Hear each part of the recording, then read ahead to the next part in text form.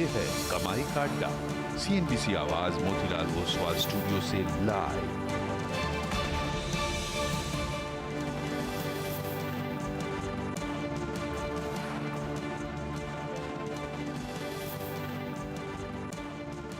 नमस्कार, स्वागत है आप सभी का CNBC आवाज मोतीलाल ओसवाल स्टूडियोज में। हफ्ते का आखिरी कारोबारी सत्र और एग्जिट पोल से पहले लास्ट सेशन ट्रेड का, और इस बीच मार्केट अपनी चाल को मजबूत करता हुआ डे हाई से ज्यादा दूर नहीं 22,600 के आसपास निफ्टी कर रहा है कारोबार। निफ्टी बैंक में भी लौटी है तेजी। तो क्या होगी आपकी क्लोजिंग रणनीति, उस पर करेंगे बातचीत। पहले हेडलाइंस। एग्जिट पोल से पहले बाजार निचले स्तरों से अच्छी रिकवरी दिखाने में कामयाब। सेंसेक्स निफ्टी करीब % ऊपर, निफ्टी 22,600 के पार निकला। निफ्टी बैंक, मिड कैप और स्मॉल कैप्स में भी लौटा जोश।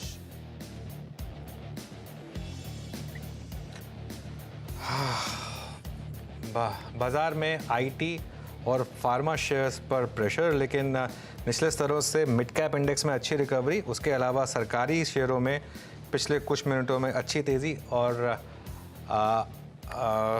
अदानी ग्रुप स्टॉक्स में तेज़ी। अदानी एंटरप्राइजेस 6% से ज्यादा उछला। अदानी पोर्ट, पावर और एनर्जी में 4% तक की बढ़त। आज इस पूरे पॉकेट में लगे पंख। मैक्वारी की रिपोर्ट के बाद जोमेटो का शेयर 5% लुढ़का। मौजूदा स्तरों से 50% तक की गिरावट की जताई आशंका। कहा जियो मार्ट की 30 मिनट में ग्रॉसरी डिलीवरी सर्विस से ब्लिंकिट के मार्जिन्स में दबाव संभव। और महीने में 2 व्हीलर बिक्री में उछाल संभव। कम बेस के चलते सीवी बिक्री में भी 10% से ज्यादा दिख सकती है ग्रोथ। हालांकि पैसेंजर और ट्रैक्टर बिक्री में सुस्ती का अनुमान। MSCI इमर्जिंग मार्केट में आज 3 बजे होगा बदलाव। पहली बार इंडेक्स में भारत का वेटेज बढ़कर होगा 19%। पीबी फिनटेक, इंडस टावर समेत 13 शेयर होंगे अंदर और 3 निकलेंगे बाहर। $2 बिलियन की खरीदारी संभव। नजदीक है फैसले की घड़ी।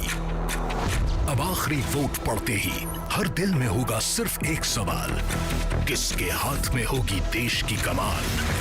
सांस थामे जब भारत करेगा इंतजार, भारत का सबसे बड़ा न्यूज नेटवर्क भारतीय लोकतंत्र के इतिहास में पहली बार लेकर आएगा एग्जिट नहीं, एग्जैक्ट पोल।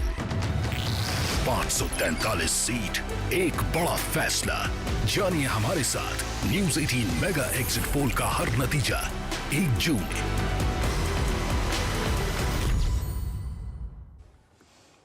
Okay, mega exit poll network 18 का कल 7वां फेज खत्म होते ही और 6 बजे से आप जुड़िएगा हमारे साथ। तो उस पर भी करेंगे बातचीत, लेकिन उससे पहले जरा बात करते हैं मार्केट की। और 5 साल में ये एक हफ्ता ऐसा आता है जिसमें हम बैठकर इंडेक्स को देखते हैं, स्टॉक्स को देखते हैं, उनके ऑप्शन प्राइसेस को देखते हैं और कहते हैं इसमें कोई पैसा बनाएगा कैसे। ये एग्जैक्टली वो वाला फेज है। Veeru Harsha, good afternoon. क्योंकि बिल्कुल मार्केट में इतनी वॉलेटिलिटी है इस समय। एक चीज़ लेकिन क्लियर है कि अभी भी एक और स्विंग बाकी है मार्केट में। अब वो अपसाइड पर और डाउन साइड पर देखिए कितनी ज़्यादा वॉलेटिलिटी है। सुबह खुले हम ऊपर, फिर कोलैप्स हुए, लेकिन लोअर लेवल से अच्छी रिकवरी आ रही है। और निफ्टी और निफ्टी बैंक दोनों में खैर काफ़ी वॉलेटिलिटी है। लेकिन एक जैसे मैं कह रहा था कि 330 से पहले का एक आखिरी मूव अभी भी मार्केट में बाकी है। तो देखते हैं वो किस तरफ आता है और कहाँ पर वो बैठता है। आज शायद ग्राफिक्स बने नहीं है। वीरू कोई बात नहीं, आ जाएंगे उधर में। लेकिन अनुज, कल का लो नहीं टूटा। कल का फियर आज कैपिटलाइज नहीं हुआ। इसको कैसे रीड करेंगे? बिल्कुल, देखिए वीरू, क्या है मार्केट में एक थोड़ा सा मैं अपने थॉट्स को असेंबल करने की कोशिश कर रहा हूँ। निफ्टी और बैंक निफ्टी कुछ कहने की कोशिश कर रहे हैं अब जिस तरीके से मूव्स आ रहे हैं, और मोर देन दैट जिस तरीके से अदानी ग्रुप में आज मूव है, जिस तरीके से PSUs में अब मूव आना शुरू हुआ है, अनलेस 3 बजे वापस से कोई रिवर्स मूव आ जाए, ये कुछ तो कहने की कोशिश कर रहा है यहाँ पर बेसिकली मार्केट। और मैं हमेशा ये बोलता हूँ लोगों को कि normally exit poll normally BJP को फेवर करता है, नॉर्मली, ठीक है ना। असल में अब एग्जिट पोल क्या रहेगा, क्योंकि एक तो इतनी सारी एजेंसीज हैं, हमें पता है कि 2-3 एजेंसीज हैं जिनके एग्जिट पोल्स को मार्केट फिर भी थोड़ी वेटेज देता है, विश्वसनीय है, तो थोड़े विश्वसनीय है वो तो। लेकिन जिस तरीके से निफ्टी CPSE इंडेक्स घूमा है, जिस तरीके से लास्ट 15 मिनट में अदानी ग्रुप स्टॉक्स घूमे हैं, मार्केट एक अनुमान ही लेके चल रहा है। और प्लस जो पिछले 3-4 दिन में मार्केट ऑलरेडी करेक्ट हो चुका था, मार्केट शायद ये अनुमान लेके चल रहा है कि चलिए एक कोशिश की जाए शायद लॉन्ग साइड की ट्रेड लेने की। ये मार्केट अटेम्प्ट कर रहा है। अब ये सक्सेसफुल होगी या नहीं होगी मैं नहीं जानता हूँ। अब मैं हमेशा लोगों को ये चीज़ बोलता हूँ, या तो आप फ्यूचर्स ट्रेड कर लें, उतना जिगरा रखें फ्यूचर्स ट्रेड करने का। फ्यूचर्स ट्रेड अगर आप कर रहे हैं, फॉर एग्जांपल अगर आप अंबुजा का फ्यूचर ले रहे हैं, या फॉर एग्जांपल आप BEL का फ्यूचर ले रहे हैं, या फॉर एग्जांपल आप HAL का फ्यूचर ले रहे हैं, या फॉर एग्जांपल आप HPCL का फ्यूचर ले रहे हैं। अब ये सारे जितने भी नाम मैं ले रहा हूँ ना, ये सिर्फ एक एग्जांपल के लिए ले रहा हूँ मैं ये नहीं कह रहा हूँ कि ये सारे फ्यूचर्स आप ले लीजिए। लेकिन अगर फॉर एग्जांपल ये एग्जिट पोल वही आता जो मार्केट को चाहिए, तो इस तरीके के स्टॉक्स आउट परफॉर्म करेंगे। BEL, HPCL, GAIL, PSU mainly, HAL वगैरह। तो एक अप्रोच ये हो सकती है कि इनमें आप फ्यूचर्स ले लें और साइड बाय साइड एक पुट लेकर अपनी पोजीशन हेज कर लें। थोड़ा महंगा होगा पुट ऑब्वियसली, लेकिन अपनी पोजीशन हेज जरूर कर लें। लेकिन जो स्टॉक ले रहे हैं ना, उसी का पुट लें। ये ना हो कि 4-5 स्टॉक्स का पोर्टफोलियो बना ले और निफ्टी पुट ले ले, क्रॉस निफ्टी पुट नहीं। वो अगर करेंगे ना तो बहुत बड़ी दिक्कत हो जाएगी, क्योंकि एक तो पुट बहुत महंगा है, प्लस आपको पता नहीं है कि किस तरीके के स्टॉक्स चलेंगे या किस तरीके के स्टॉक में ज़्यादा मोमेंटम आएगा। ये एक अप्रोच हो सकती है। दूसरी अप्रोच जो मैं नॉर्मली कहता हूँ लोगों को लेनी चाहिए, दूसरी अप्रोच ये होनी चाहिए कि भाई आज ट्रेड्स को सारी इंटरडे रखें, इंटरडे निपटाएं, 325 पे सब ट्रेड्स निपटाएं, और उसके बाद मंडे को फ्रेश गार्ड लें। उससे एक और फायदा होता है, मंडे को अगर आप बिना किसी पोजीशन के मार्केट में आएंगे, आपका माइंड साफ रहता है। जब भी आप किसी इवेंट के बाद आते हैं ना, इवेंट के बाद आप कोई पोजीशन अगर आपके पास नहीं होती है पोजीशन, और तब आप एक ट्रेड लेते हैं, तो आप एक साफ माइंड से पोजीशन लेते हैं। आप जब भी कोई पोजीशन लेके बाजार में उतरते हैं ना, उसके बाद आप एक इवेंट को हमेशा उसी हिसाब से एनालाइज करते हैं कि मेरे फेवर में है ये इवेंट, वरना आपको एग्जिट पोल भी गलत लगेगा। एग्जैक्टली बिल्कुल नहीं, बिल्कुल सही बोला आपने वीरू। और मैं इसीलिए बोल रहा हूँ, मंडे को जो मर्जी हो, चलिए क्या होगा, बड़ा गैप अप होगा ना। लेकिन क्या होता है ना, मार्केट आपको हर साल इतनी अच्छी ट्रेड्स देता है 5:1 के रिस्क रिवॉर्ड वाली। आपको ऐसी ट्रेड क्यों लेनी है जहां पे इतना गंदा रिस्क रिवॉर्ड हो आपके लिए? तो ये मैं लोगों को हमेशा बोलता हूँ कि आप मंडे को आइए, एक फ्रेश व्यू लीजिए, और मंडे को भी ट्रेड्स मंडे को सुलटा के जाइए। उसके बाद ट्यूसडे को जो एक्चुअल रिजल्ट वाला दिन है, उस दिन हम एक बात करेंगे और उस हिसाब से व्यू लेंगे। लेकिन जिस तरीके से अब मार्केट चल रहा है, थोड़ा ये मार्केट प्राइसिंग करने की कोशिश कर रहा है कि शायद एग्जिट पोल फेवरेबल होगा, तभी एकदम से इस तरह से हम वापस डे हाई की तरफ। एक और चीज़ आपने स्क्रीन पे देखा, निफ्टी बैंक का डे हाई, कल का हाई काटा, आज का हाई काटा। निफ्टी बैंक जैसे कि हम सुबह बात कर रहे थे कि रोल ओवर्स पॉजिटिव थे और OI लॉन्ग था, मतलब काफ़ी। बैंक निफ्टी की प्लेसमेंट क्या लग रही है, और ये जो सुरक्षित इंडेक्स है जिसमें इतने शॉर्ट्स राइड नहीं हुए कल after expire commencement of new series, यहाँ पे भी क्या होगा? बिल्कुल। और देखो वीरू क्या है, वीरू बैंक निफ्टी का ऑल टाइम हाई 49,974 है, हम 49,100 पर हैं।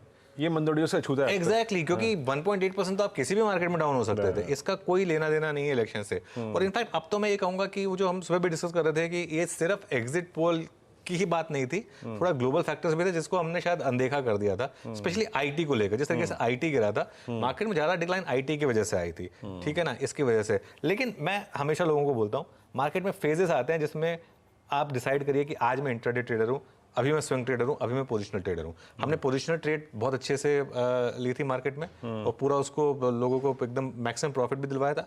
अब मार्केट ये जो वो डे ट्रेडर्स की मार्केट है। ये देखिए आज की मार्केट पूरी डे ट्रेडर्स की, जिन्होंने ये 2-3 स्विंग पकड़ ली, अच्छा पैसा बना लिया। मेरे ख्याल से मंडे की मार्केट गैम्बलर्स के लिए, जो आज की ट्रेड गैम्बल करके लेके जाएंगे, मंडे की मार्केट उनके लिए। उसके बाद ट्यूसडे ऑनवर्ड मार्केट वापस उन्हीं लोगों के लिए होगी जो स्क्रीन को रिस्क रिवॉर्ड देखकर, फंडामेंटल्स देखकर ट्रेड ले रहे हैं बेसिकली। तो कोई ऑप्शन ट्रेड होगा तो बाद में डिस्कस करेंगे, बिल्कुल, है ना, बिल्कुल। रणनीति डिस्कस करेंगे। मैं 1-2 स्टॉक्स, देखिए मैं भी बहुत स्टॉक्स नहीं बोलूँगा क्योंकि कंफर्टेबल मैं भी नहीं हूँ। अभी मैं कुछ देर पहले प्रीमियम्स डिस्कस कर रहा था अनुज के साथ, वो प्रीमियम है कि क्या बताएं इसमें। खैर फिर भी 2-3 स्टॉक्स आपकी स्क्रीन पे देखिए। एक तो SBI bank Nifty day high की ट्रैजेक्टरी में, एक बार आप SBI लेके आइए, करीब करीब 831 डे हाई की ट्रैजेक्टरी पे आके ट्रेड करता हुआ लोअर वाइल लोअर शेडो माफ कीजिएगा, एग्जैक्टली लो रहा 20 डे एक्सपोनेंशियल मूविंग एवरेज। तो इस स्टॉक पे मंदी का 1% भी प्रभाव नहीं है। एक ये, उसके बाद एक स्टॉक लेके आइए ऑटो स्पेस पे, दैट्स अशोक लेलैंड, अपने आप को प्रिपेयर करता हुआ आई थिंक 226.40 पे ट्रेड कर रहा है डे हाई पर। मोमेंटम बहुत स्ट्रांग है, ऑप्शंस फिर भी अगर आपके रीजनेबली प्राइस्ड है, एक स्टॉक पे नजर रखिएगा। और तीसरा स्टॉक दैट L&T सुबह मार्क किया था और अभी फिर मार्क कर रहा हूँ, इसने एक बहुत अच्छा 12 अप्रैल के दिन जो एक गैप क्रिएट हुआ था ऑन द डाउन स्विंग, उसको फिल किया डे हाई की ट्रैजेक्टरी में। हर्षदा, ये 3 स्टॉक्स, इससे ज़्यादा नहीं इस वक्त। हर्षदा, वो ठीक। वीरू ने 3 स्टॉक्स पर लिमिट किया, लेकिन देखिए वीरू आज इतने इंटरेस्टिंग ट्रेड्स उभर कर आए हैं तो मैं अपने आप को उन 3 स्टॉक्स तक लिमिट नहीं करूंगी। ट्रेंडिंग काउंटर्स में क्योंकि एक स्विंग बैक देखने को मिला है, किन स्टॉक्स के बल पर वो स्विंग बैक आया? अदानी ग्रुप शेयर आज पूरी तरह से कंट्रोल में दिखाई दे रहे हैं, 6.5% की तेजी एंटरप्राइजेज में, पोर्ट में 4.5% का इजाफा। कल भले ही टाटा स्टील टूटा हो, लेकिन आज एक पुल बैक आया, ब्रोकरेज रिपोर्ट्स भी पॉजिटिव आई हैं और श्रीराम फाइनेंस में भी करीब 2% तक के गेन्स बनते दिखाई दिए हैं। मिड कैप साइड पर NMDC, GMR एयरपोर्ट, चोला इन्वेस्टमेंट, कैनरा बैंक, ये कुछ स्टॉक्स है जो आउट परफॉर्म करते हुए दिखाई देंगे। भारती एयरटेल आज थोड़ा सा सॉफ्टर साइड पर है। कल बिक्री के आंकड़े ऑफ कोर्स ऑटो कंपनियों के आना शुरू होंगे मई के महीने के लिए, उससे पहले थोड़ी सी मुनाफा वसूली देखने को मिली है। और कल दोपहर से ही जो IT काउंटर्स में मूड मुनाफा वसूली का बना हुआ आज एक्सटेंड हुआ है, माइंट्री करीब 1% करेक्ट होता हुआ। ऑफ कोर्स आज वो सेल्स फोर्स के खराब आउटलुक के बाद भी। इप्का लैब्स लगातार करेक्ट हो रहा है नंबर्स के बाद। पिडिलाइट, TVS मोटर, कमिंस, ये दूसरे कुछ काउंटर्स हैं जहां पर कुछ मुनाफा वसूली की पोजीशंस बनती हुई दिखाई दे रही हैं। तो ये वो एक्टिव ट्रेड्स हैं आज के मार्केट में। चलिए अब लेकर आते हैं हमारे पैनल को आपकी स्क्रीन पर, जो आपको बताएंगे आज इस इंपॉर्टेंट सत्र में और बड़े इवेंट से ठीक पहले क्या ट्रेड लेकर जाना है। ओम कैपिटल के राजेश अग्रवाल फंडामेंटल्स पर अपनी राय देंगे। टेक्निकल कॉल्स के लिए हमारे साथ प्रकाश काबा, मानस जायसवाल, रचना वैद, कविता जैन, स्नेहा सेठ और अमित सेठ हैं। 220 पर इलेक्शन पे खास एक ऑप्शन स्ट्रैटेजी पर फोकस किया जाएगा, उस पर एक खास पेशकश आपके लिए लेकर आएंगे। तो मोतीलाल ओसवाल फाइनेंशियल सर्विसेज के चंदन तापड़िया, कोटक सिक्योरिटीज के श्रीकांत चौहान और प्रभुदास लीलाधर की शिल्पा राउत आपको बताएंगे कि वो अपने आप को कैसे पोजीशन कर रहे हैं, क्या ऑप्शन की अपॉर्चुनिटी आपको दिख रही है। 2:35 पर कल आने वाले ऑटो बिक्री के आंकड़े, जिस पर हम सोमवार को ही रिएक्ट करेंगे। मई का महीना ऑटो सेल्स के लिहाज से कैसा रहा, ये जाते बताएंगे। फिर 2:45 पर फोकस रहेगा एक बहुत इंटरेस्टिंग खबर पर। RBI बड़े पैमाने पर बैंक ऑफ इंग्लैंड में रखा हुआ गोल्ड भारत ला चुका है। इस पर ये क्यों बोल्ड फैसला लिया गया और डिटेल्स आपके लिए पेश करेंगे। 2:50 पर मार्केट बिग वॉइस में हमारे साथ कोटक महिंद्रा AMC के chief investment equity head Harsha Upadhyay जुड़ने वाले हैं। और फिर डीलिंग रूम का जायजा, BTST, STBT ट्रेड्स और क्लोजिंग की तरफ बढ़ेंगे स्ट्रैटेजी समिट। ओके, चलिए फिर शुरुआत करते हैं इस समय की ट्रेड्स लेने की। और मार्केट में इस समय अच्छा मोमेंटम डे हाई की तरफ बढ़ते हुए हम। गुड आफ्टरनून गाबा सर, बताइए मोमेंटम शानदार, इस समय क्या ट्रेड लेंगे? लॉन्ग साइड, और लॉन्ग साइड रहेगा स्टॉक NMDC का। बेसिक चार्ट स्ट्रक्चर पॉजिटिव है, करेक्शन आया कुछ 7-8 दिन का, और मैं इसको काफी समय से वॉच कर रहा हूँ हायर टाइम फ्रेम पर। इसमें एक अपमूव है, आज लेना है 260 पर ट्रेड कर रहा है स्टॉक ये 250 का, लेकिन ये स्ट्रेट BTST के तौर पे भी ले आ सकते हैं, आज के लिए नहीं। 270, 275, 280 ये लगता है ये जोन है, वहां तक जाना चाहिए आते दिनों में। तो ये ध्यान है NMDC पर। ओके, NMDC प्रकाश सर ने पिक किया और कॉल गई है स्क्रीन पे 260-80 पर मेटल्स में। मूव अच्छा है इसमें स्टॉक में। मानस, आप क्या पिक करेंगे? वीरेंद्र जी, चोला फाइनेंस पे खरीदारी करने की राय रहेगी। चोला फाइनेंस ने अपनी 50 डे मूविंग एवरेज पे सपोर्ट लिया, रिकवरी में 20 डे मूविंग एवरेज को रिगेन कर लिया है, काफी बेहतर वॉल्यूम देखने को मिल रहे हैं। तो चोला फाइनेंस पे करंट लेवल्स पे खरीदारी करेंगे। 1239 के स्टॉप लॉस है, 1239 का आपको स्टॉप लॉस लगाना है और 1285 1285 के टारगेट सेट करने हैं चोला फाइनेंस में। ये कैश लेवल्स हैं। अगर ऑप्शन में ट्रेड लेना चाहें तो 1260 का कॉल ऑप्शन जो 51 रुपीज के आसपास ट्रेड हो रहा है, वहां पर आप खरीदारी कर सकते हैं। 52 रुपीज का स्टॉप लॉस लगाइए और इस ऑप्शन में 75 रुपीज के टारगेट सेट करिए। ओके, तो चोला इन्वेस्टमेंट में एक अपॉर्चुनिटी क्लियरली बनती हुई दिखाई दे रही है। 1260 का कॉल आप लेकर चलेंगे, ये तेजी का ट्रेड है, टारगेट 75 का। रचना जी, गुड आफ्टरनून, आपका ट्रेड? जी गुड आफ्टरनून, और मेरा ट्रेड रहेगा पॉलीकैप के फ्यूचर्स में। पॉलीकैप के फ्यूचर्स करीब करीब 6800 के आसपास मंडरा रहे हैं। यहाँ पे अगर हम 6750 का एसएल लगा सके तो ऊपर वाली साइड पे 6820 एंड 6850 के टारगेट्स रख सकते हैं। ओके, चलिए आप चलते हैं कविता जी के पास और उनसे ट्रेड ले लेते हैं। आज हमारे पैनल में काफ़ी लेडीज़ हैं, चलिए उनसे पूछते हैं। कविता जी, गुड आफ्टरनून, आपकी trade? Very good afternoon Anuj ji, good afternoon everyone. Well, metals में बहुत अच्छे रोल ओवर्स बनते हुए दिखे हैं, तो मेटल क्षेत्र से ही है मेरा पिक। नेशनल एल्यूमिनियम पर अच्छी पोजीशनिंग बनते हुए दिख रही है, 194 के लेवल पर है। सो फॉर अ डे और टू, इवन 4-5 जून के हिसाब से भी हम इस काउंटर को देख सकते हैं। 199 202 के प्राइस टारगेट के लिए नेशनल एल्यूमिनियम पर एक बाय ट्रेड इनिशिएट करें। स्टॉप लॉस मेंटेन कर सकते हैं 192 का, और एज अ डिस्क्लेमर ये कॉल हमने हमारे क्लाइंट्स के साथ भी शेयर किया। 193.10 पे आपका कविता जी का नाल को कॉल हो गया। अब चलते हैं स्नेहा जी के पास। स्नेहा, गुड आफ्टरनून, कार्यक्रम में स्वागत है आपका। आपका ट्रेड इस वक्त का? Good afternoon Virendra ji. अगर आप इंडिविजुअल काउंटर्स में देखें तो मुझे कोल इंडिया काफी पसंद आ रहा है। स्टॉक थोड़ा सा कंसोलिडेट कर रहा है हायर लेवल से, और 20 डेमा के आसपास कंटिन्यूसली सपोर्ट लिए जा रहा है। हिस्टोरिकली अगर आप चार्ट भी देखें तो काफी समय से उसके ऊपर ही ट्रेड कर रहा है। Any depth is being bought into, तो यहाँ पे आई वुड रिकमेंड कि आप कोल इंडिया में लॉन्ग करें। स्टॉप लॉस इसमें 479 का रहेगा, और जो टारगेट है वो 507 का रहेगा।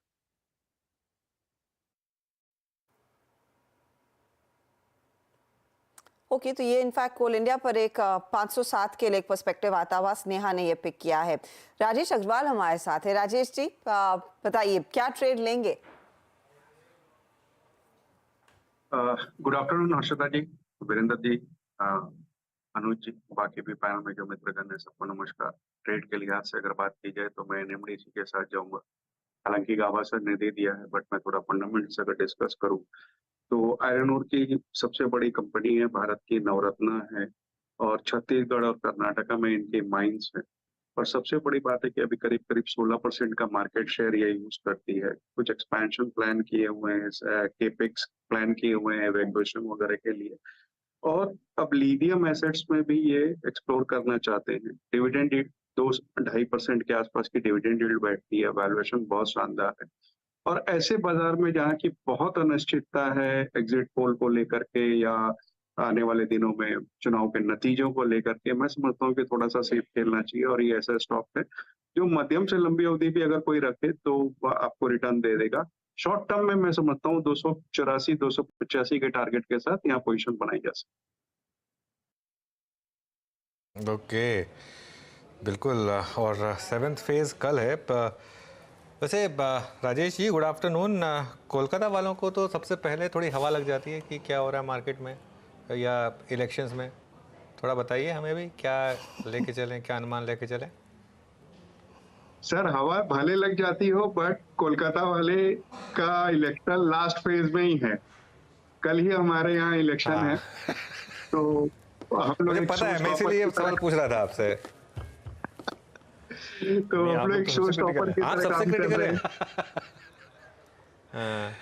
नहीं, आप सबसे क्रिटिकल हैं। हाँ बिल्कुल, शो स्टॉपर ही हैं आप। वही कर रहे हैं कल, तो देखते हैं सब कैसा आता है। बाकी उम्मीद तो वही है कि जो बाजार को चाहता है वही आएगा।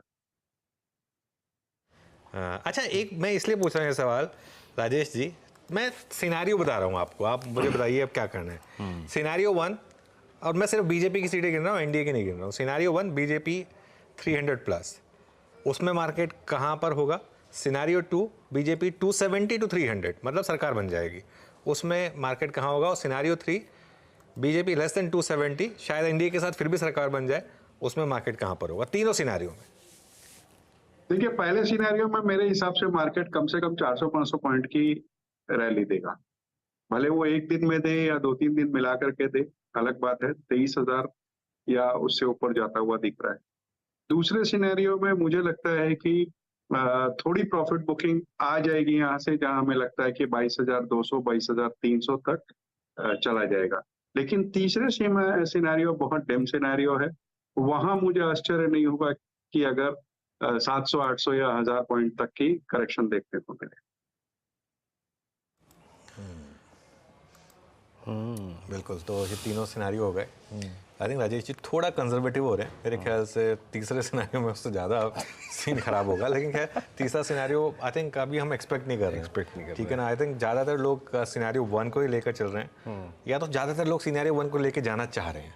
Let's put it that way. Market में देखिए एकदम से वापस वॉलेटिलिटी आ गई, एकदम से देखिए आप सेंसेक्स और निफ्टी को क्या एकदम से हायर लेवल से फिर कोलैप्स आया।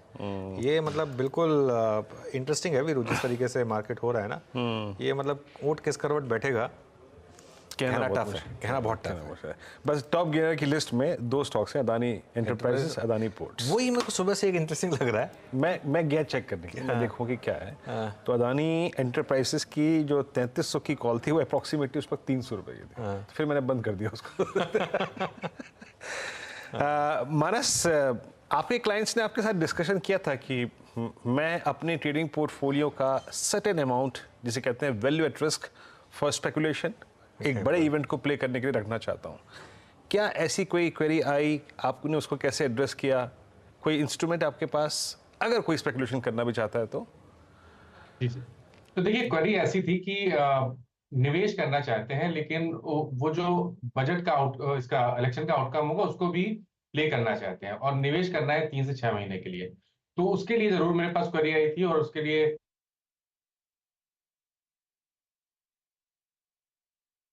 का फ्रेम फ्रीज हुआ। एक्चुअली वीरू थोड़ा सा सोफिस्टिकेटेड टर्म यूज़ कर लिया वीरू ने, स्पेकुलेशन। ये गैम्बलिंग होगी। आप कह रहे हैं ना कि ट्रेडिंग कैपिटल का, वैसे बुराई नहीं है अगर आप 1 से 2% करते हैं लोग, करते हैं 100% करते हैं। मैं आपको एक बात बताऊं, बड़े से बड़ा फंड मैनेजर भी करता है। और क्यों? क्योंकि क्या होता है ना, सबको लगता है कि यार एक मिल जाए एक ट्रेड ऐसी, एक 5:1 की ट्रेड मिल जाए, एक जिसमें मतलब कोई ट्रेड लें और मंडे मॉर्निंग खुलते ही अच्छा मुनाफा लग जाए। घर में पैसा आना किसको बुरा लगता है? तो वो तो खैर करते हैं, सब लोग करते हैं वीरू, बिल्कुल। लेकिन देखिए क्या है, कितनी वॉलेटिलिटी, मैं मतलब हैरान हूँ वो। और अभी तो 2-3 स्विंग बाकी हैं। अभी तो यहाँ से लेके 330 के बीच में मिनिमम 2-3 स्विंग बाकी हैं। ये तो आपने सिर्फ एक ही देखी है, जो अभी हमारे शो शुरू होने के बाद में देखी थी। अच्छा, सुबह इंडिया विक्स कोलैप्स हुआ था, अब वापस रिकवर हो गया इंडिया विक्स। वो सही दिखा रहे थे डायरेक्टर साहब, वो ग्राफिक्स जो है इंडिया विक्स का, और देखिए किस तरीके से वहाँ पर मूव आया। अब सिर्फ 3% नीचे रह गए। सुबह सुबह हम 6 या 7% नीचे थे इंडिया विक्स में। जी हम। अच्छा मानस, प्लीज़, मेरे ख्याल से आपने उसको थोड़ा सा और अच्छा जवाब दिया। हाँ, क्या कह रहे थे आप, जरा प्लीज़ रिपीट कीजिएगा। आपका संपर्क टूट गया उनसे। जब जुड़ेंगे वो तो एक बार फिर से उनसे बात करने की कोशिश करेंगे। लेकिन आज के जो सबसे सीवियर प्राइस डैमेजेस थे, थोड़ा एक बार उनका चार्ट चेक लेते हैं। इप्का लैब में एक बहुत ही गंभीर प्राइस डैमेज हुआ है, बहुत ही गंभीर। उसके बाद अगर आप टीवीएस मोटर्स को देखें, यहाँ पे काफ़ी सीवियर प्राइस डैमेज है। आप पिडिलाइट को देखिए, आज काफ़ी सीवियर प्राइस डैमेज है। इप्का लैब, रचना जी आप इसे कैसे रीड कर रही हैं? मेरे ख्याल से ये जुलाई 2023 के बाद, यानी ऑलमोस्ट 12 महीने के अंतराल के बाद ये रिवर्सल इसमें है।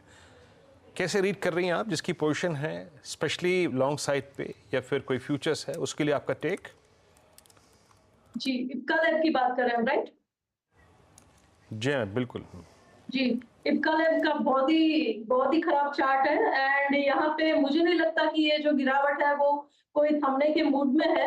यहाँ पे डाउन साइड पे शायद ये प्राइस एक्शन 200 पीरियड एवरेज से पहले कहीं पे भी हॉल्ट नहीं होगा, ये फॉल कहीं पे भी अरेस्ट नहीं होगा। इन दैट केस हम अभी 1160 पे हैं, और हम 1100 की तरफ भी जा सकते हैं। तो यहाँ पे फॉल जो है वो कंटिन्यू होते हुआ मुझे दिख रहा है। तो यहाँ पर शायद आगे और वीकनेस परसिस्ट करती हुई दिखाई देगी, दरअसल प्रेशर बनता हुआ यहाँ पर। लेकिन एक पॉकेट जहाँ पर हमने देखा है अच्छा खासा स्ट्रेंथ बना हुआ है, कैपिटल गुड्स। और कैपिटल गुड्स में जो बिग बॉय है L&T, ये पूरी तरह से आज फॉर्म में लौट कर आया है 3690 तक के लेवल्स। और अब हम सब जानते हैं कि जब भी इलेक्शन से जुड़ी हुई एंड पोस्ट इलेक्शन बात हुई है तो चर्चा यही हुई है कि आप कैसे अपने आप को पोजीशन करेंगे इन कैपिटल गुड थीम्स में, इंजीनियरिंग वाली थीम्स में। कविता, L&T 3690 के आसपास क्या एक ट्रेड है जो आज लेकर सोमवार तक कैरी किया जा सकता है? क्या उतना कॉन्फिडेंस है इस मूव में आज? सो 3688 के लेवल पर है, और ये काउंटर तो हम इलेक्शन सिलेक्शन में भी शेयर किए हैं आपके साथ। नो डाउट इन लेवल्स पर अगर आप इसे लेकर जाते हैं तो अपसाइड मोमेंटम 3900 4000 के लेवल की तरफ जाता हुआ दिखता है।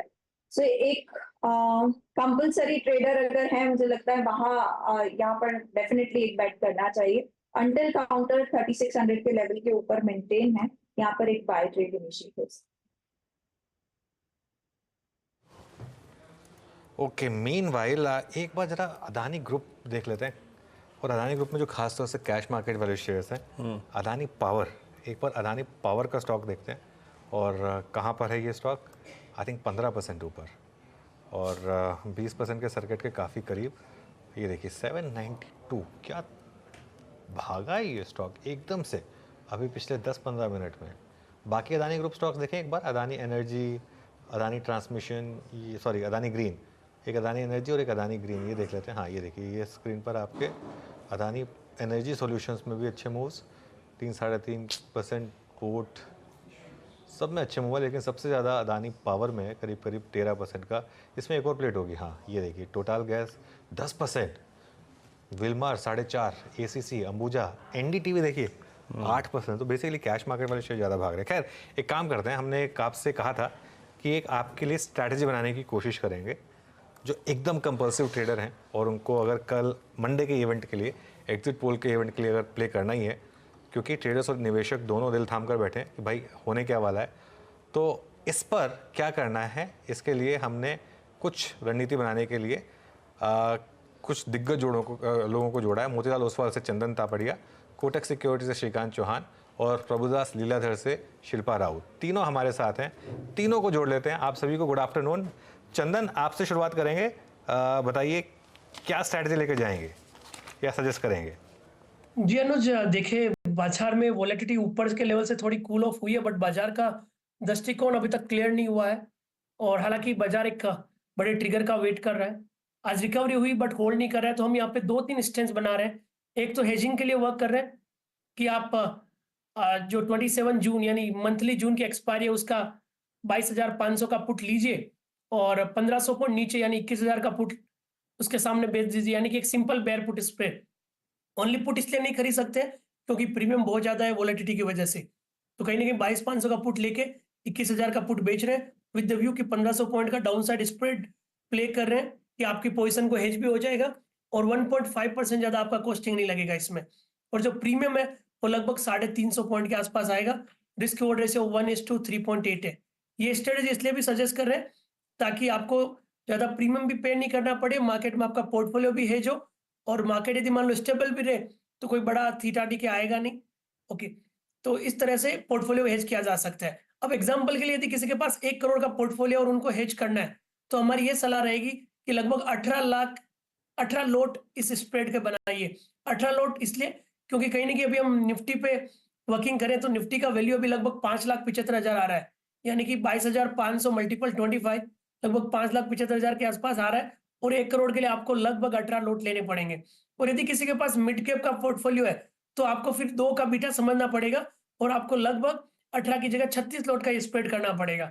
तो कहीं ना कहीं 1.5% के कॉस्टिंग में आपका 1 करोड़ का पोर्टफोलियो हेज हो जाएगा till the down side of 21,000 in the Nifty, with the view कि बाई चांस कोई उठापटक आ जाए और मार्केट में कोई करेक्टिव मूव आए तो आप इस पोजीशन से अपने आप को हेज कर सके। ओवरऑल हमारा मानना है कि व्यू भले ही पॉजिटिव हो, बट जब वोलेटाइल इवेंट रहे तब अपने आप को हेज करना इस बाजार में समझदारी का काम रहता है। ओके, ये आपने जो एग्जांपल रखा, इंस्टेंस रखा, वो जो 18 लॉट का है, याद रखिएगा, वो है against I think portfolio value of 1 CR। ठीक है, स्प्रेड आपके स्क्रीन पे है, 470 पे 22,500 की पुट जो अवेलेबल है, और उसके अगेंस्ट 120 रुपये पे पुट बेचनी है 21,000 की। नेट डेबिट करीब 350 रुपये का है। याद रखिएगा 1 करोड़ के या फिर मतलब अगर 50 लाख का अगर आप पोर्टफोलियो है, दैट मीन्स करीब 9 लॉट है। चंदन, ये रही हेजिंग पर्सपेक्टिव से बात है। कोई स्पेकुलेटिव कॉल या फिर कोई डायरेक्शनल कॉल लेनी हो, या फिर आपने ली है फेवरिंग आई थिंक जो भी आपको स्टेट्स नजर आ रहे हैं, वो क्या है? देखिए, यदि मैं डायरेक्शनल ट्रेड करना चाहूंगा तो हमने 2-3 यहाँ पे सेटअप देखे हैं। डायरेक्शनल ट्रेड करना चाहूंगा तो मैं नियर बाय स्ट्राइक तो नहीं लूंगा, क्योंकि देखो मूवमेंट आएगा तो बड़ा आएगा, अदरवाइज थीटा डीके हो जाएगा। तो इसके लिए डायरेक्शनल के हमारे पास एक ही ऑप्शन है कि 24,000 की कॉल की तरफ जाए विद द व्यू कि मार्केट में आता है तो 700 से लेके 1,000 पॉइंट का रनअप बने। हालांकि मार्केट एक ब्रॉडर रेंज में अटक चुका है, मोमेंटम नहीं है, बट फिर भी यदि बुलिश व्यू के लिए प्ले करना है तो मैं अगेन मंथली एक्सपायरी पे प्ले करूंगा 27 जून का 24,000 का कॉल जो भी 100-120 के बीच में चल रहा है उसको खरीदारी की सलाह रखेंगे विद द व्यू कि जो भी मेरा प्रीमियम है वो डिके हो जाएगा। हाई स्पेकुलेटिव ट्रेड है तो बड़ी क्वांटिटी में नहीं कर सकते, बट यही व्यू है कि यदि तेजी होगी और मैं मिस आउट हो गया तो मेरे को फील नहीं होना चाहिए, इसके लिए मैं 24,000 की कॉल को यहाँ पे सजेस्ट कर सकता हूँ। ओके, ये मंथली कॉल है ना चंदन? 27 बिल्कुल मंथली पे जा रहा हूँ वीरू, क्योंकि मेरा ऐसा मानना है कि जिस हिसाब से विक्स का बिहेवियर है शायद विक्स इमीडिएट में कूल ऑफ नहीं हो, मार्केट डायरेक्शन मेरे हिसाब से 2-3 दिन बाद में भी थोड़े बहुत मार्केट कोई क्लूज कैप्चर करेगा। और अगेन बाई चांस किसी को बीच में भी एग्जिट करना है तो जो 110 का प्रीमियम है वो 40-50 रुपए में कभी भी निकल सकता है, तो 110 पूरा कोर्स नहीं मानेंगे। यदि लगा कि मार्केट मोमेंटम नहीं ले रहा है या अपसाइड केप हो रहा है या डाउनसाइड के लेवल तोड़ रहे हैं तो इसको बीच में भी एग्जिट किया जा सकता है। तो कहीं ना कहीं जस्ट एक डायरेक्शनल प्ले के लिए स्पेकुलेटिव ट्रेड है, प्रोबेबिलिटी बहुत कम है, बट काफी लोगों का ये है कि यदि आपका बाजार का व्यू तेजी है तो क्या करना चाहिए, तो उस लिहाज से 24,000 का 27 जून का 24,000 का कॉल यहाँ पे खरीदारी की सलाह हो सकती है। ओके, तो एक तो हेजिंग स्ट्रैटेजी हो गई, एक अग्रेसिव ट्रेडर्स के लिए भी ट्रेड हो गई। Shilpa ji good afternoon. शिल्पा जी आप क्या ट्रेड सजेस्ट करेंगी कंपल्सिव ट्रेडर्स के लिए एग्जिट पोल से पहले? Good afternoon Anuj ji and Virendra ji. यहाँ पे अगर कंपल्सिव ट्रेडर हैं तो मैं यहाँ पे बुल कॉल स्ट्रैटेजी ही सबको रेकमेंड कर रही हूँ, क्योंकि डेटा अगर आप देखेंगे ऑप्शन चेन में भी तो मुझे लगता है कि 23,500 तक का एक मूव एंटिसिपेट किया जा सकता है which can come very fast and very sharp. और मुझे लगता है ये वीकली में आपको शायद मंथली तक भी हमको वेट नहीं करना पड़ेगा, वीकली में ही आपको ये मूवमेंट दिखेगा। और यहाँ पे FIS डेटा क्योंकि अभी नेट लॉन्ग्स ओनली 13% पे है तो मुझे नहीं लगता कि यहाँ से और अग्रेसिव डाउनसाइड प्ले हो सकता है, तो कहीं ना कहीं एक टर्न अराउंड ऑफ इवेंट आना चाहिए जो शायद स्टार्ट ऑफ द वीक में आपको 1-2 दिन में दिख जाएगा। तो यहाँ पे बुल कॉल स्ट्रैटेजी है, मैं यहाँ पे 22,700 का कॉल अराउंड 380 रुपीज में बाय करने के लिए रेकमेंड कर रही हूँ, और 23,300 का कॉल जो रफली 150 रुपीज है उसको सेल करने के लिए रेकमेंड कर रही हूँ। तो यहाँ पे जो रिस्क रिवॉर्ड है मेरा 1:1.6-1.7 तक का आता है।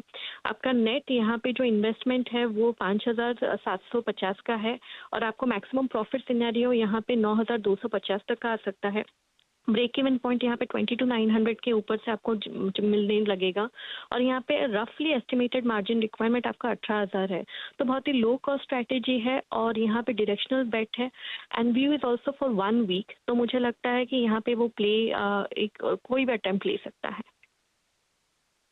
ये स्ट्रैटेजी अगर अधिकतम मुनाफा रियलाइज 9250 का, शिल्पा जी अगर एग्जिट पोल या फिर एग्जैक्टली रिजल्ट्स के दिन हो जाए तो ये 4 जून को एग्जिट करना है, क्योंकि उसके बाद क्योंकि आईवीज क्रैश होंगे जी ऑफ कोर्स, उसके बाद आईवीज क्रैश हो ही जाएंगे, और मुझे लगता है उसी टाइम पे आपको ये मूवमेंट जैसे मैं एक्सपेक्ट कर रही हूँ बहुत ही फास्ट एंड शार्प रहेगा, तो उसी दिन आप एग्जिट कर सकते हैं। जैसे आपको गेन्स देखने लगे, gains of course profit booking is completely on individual choice, but यहाँ पे मुझे लगता है this can play out the way ये जैसे हमने सोचा है।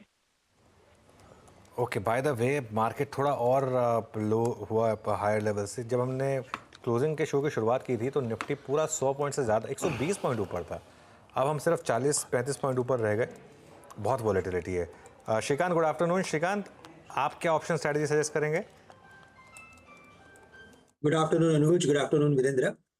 तो देखिए हमें लगता है कि मार्केट में कोई एक व्यू बनाना काफी जरूरी है, और उसी व्यू को अगर पकड़ के अगर कोई स्ट्रैटेजी बनाते हैं तो हमें लगता है कि यहाँ से लॉन्ग साइड पे कुछ पोजीशंस बनानी चाहिए, और अगर वहां पे पोजीशंस बनानी है तो और साथ ही साथ अगर आप देखें तो विक्स भी बढ़ा हुआ है, तो इन सबको कंसिडर करते हुए हमने भी कुछ 3 स्ट्रैटेजीज बनाई है। सबसे पहले ये स्ट्रैटेजी है कि एक हाई रिस्क स्ट्रैटेजी है जहां पे प्लेन वैनिला कॉल ऑप्शंस खरीद ले, 23,000 के स्ट्राइक प्राइस का कॉल ऑप्शंस खरीदे, कुछ लगभग 200-220 के करीब अभी ये ट्रेड कर रहा है, काफी वॉलेटाइल है तो थोड़ा अप एंड डाउन हो रहा है, लेकिन पकड़ लेते हैं कि अगर 220 या 200 के करीब अगर हम लेते हैं तो यहाँ पे स्टॉप लॉस जो रखना है वो 100 रुपए का रखेंगे हम, stop loss 50% of the premium.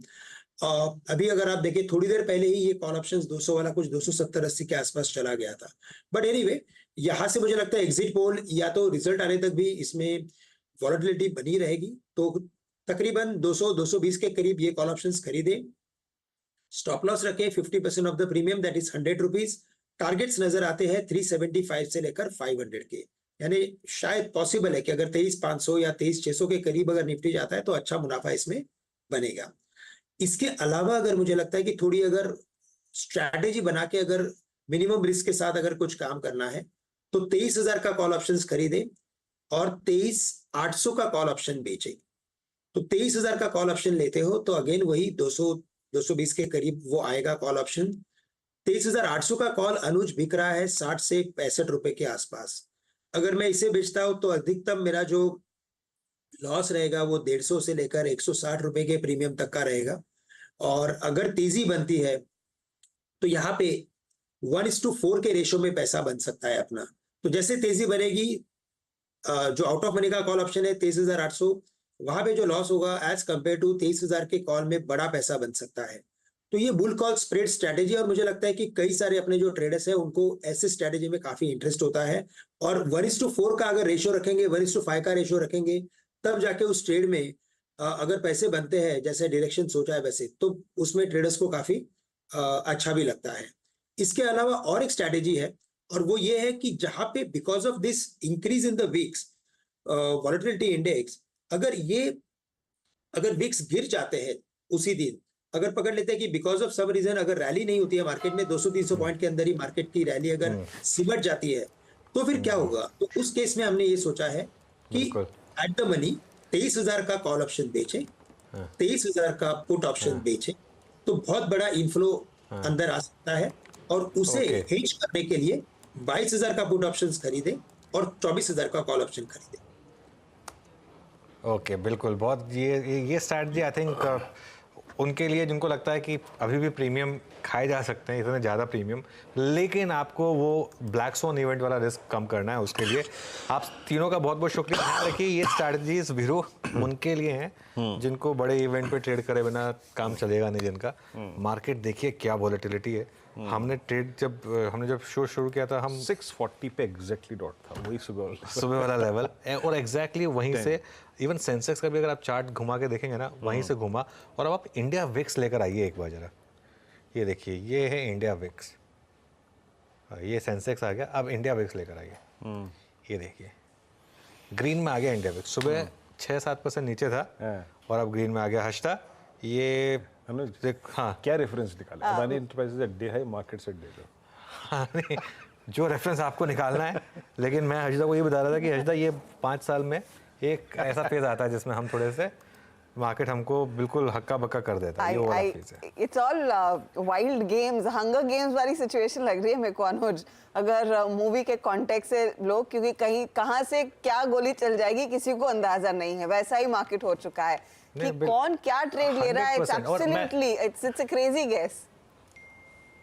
Absolutely Harshada, इसमें हो क्या? अच्छा, ये पता है, अब मैं आपको एक और चीज़ बताऊं, ये ऑल्सो एक ऐसा फेज है। नॉर्मली क्या होता है ना, हम मार्केट के जो बड़े बड़े दिग्गज होते हैं ना, उनको फ़ोन करते हैं कि सर क्या लग रहा है मार्केट, कौन बाय कर रहा है, कौन सेल कर रहा है। ये 5 साल में एक फेज आता है जो वो लोग फ़ोन करते हैं कि अनुज क्या सुन रहे हो, ठीक है ना? आपको तो पता होगा है क्या? नहीं, मुझे कुछ नहीं पता कि क्या होने वाला है। और हर कोई ना अनुमान लगा रहा है इस समय, ये तुक्के वाला गेम चल रहा है इस समय। कोई कुछ कह रहा है, कोई कुछ कह रहा है। ये देखिए किस तरीके की एडवांस डिक्लाइन है। ऐसी एडवांस डिक्लाइन मतलब ऐसा सेंसेक्स, ऐसा निफ्टी, बात करते करते फिर ग्रीन में आए, तो मतलब अभी तो कितना 54 मिनट्स बाकी है मार्केट क्लोज होने में। अभी तो और वॉलेटिलिटी और अभी तो चरम पे जानी बाकी है। और जिनके लिए जंग लड़ी जा रही है वो ध्यान में बैठे हैं इस वक्त। वो एकदम पीस में बैठे हैं इस वक्त। मुझे लग रहा है वो एक मैसेज सारे ट्रेडर्स के लिए है कि आराम करिए, आप चिंता मत करिए, जो होना है वो 4 तारीख को देखा जाएगा। मेडिटेट कीजिए, स्टे काम। वैसे ये बात तो है, ये बात तो है कि अब जो होगा 4 तारीख को ही होगा, क्या करना है। और मैं एक और चीज़ बोलूँ, मैं यहाँ पे वैसे अब ये मार्केट से रिलेटेड नहीं है, मैं यहाँ पे सबको बोल रहा हूँ ये चीज़ कि देखिए इलेक्शन के टाइम पे बहुत सारी पर्सनल इक्वेशंस खराब हो जाती हैं।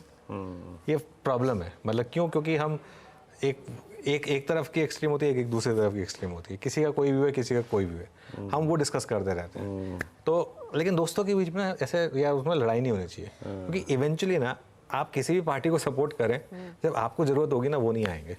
तब आपको जो आपका दोस्त है जिसका भले ही डायमेट्रिकली ऑपोजिट पॉलिटिकल व्यू होगा वही सपोर्ट करने आएगा।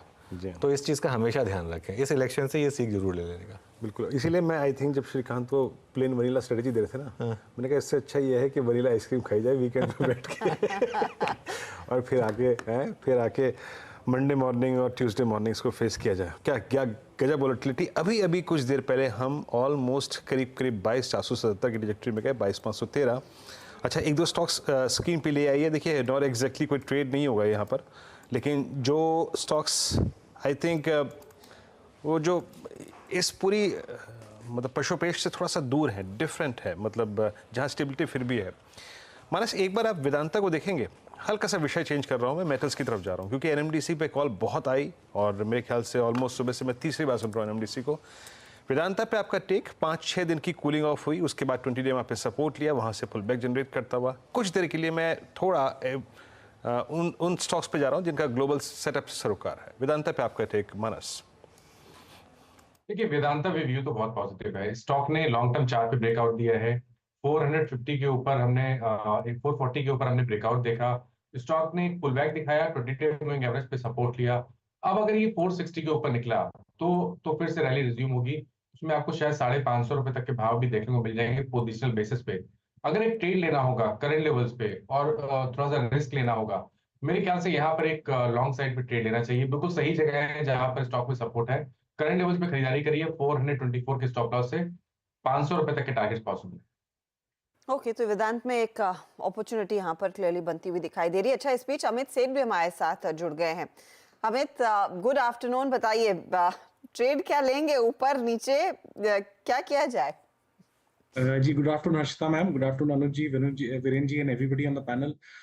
थोड़ा सा डिफिकल्ट है, बट फिर भी मुझे यहाँ पे अंबुजा का स्ट्रक्चर काफी अच्छा लग रहा है, क्योंकि स्टॉक 10 और 20 डेमा से एक पुल बैक दे रहा है, चैनल का ब्रेकआउट है, अच्छे रिस्क रिवॉर्ड पॉइंट से एक यहाँ पे स्ट्रेंथ नजर आ रही है। तो अंबुजा में एक पोजीशन बनाई जा सकती है। 634 का इसका प्राइस है, इसे बाय करें for target of 650 and stop loss of 626।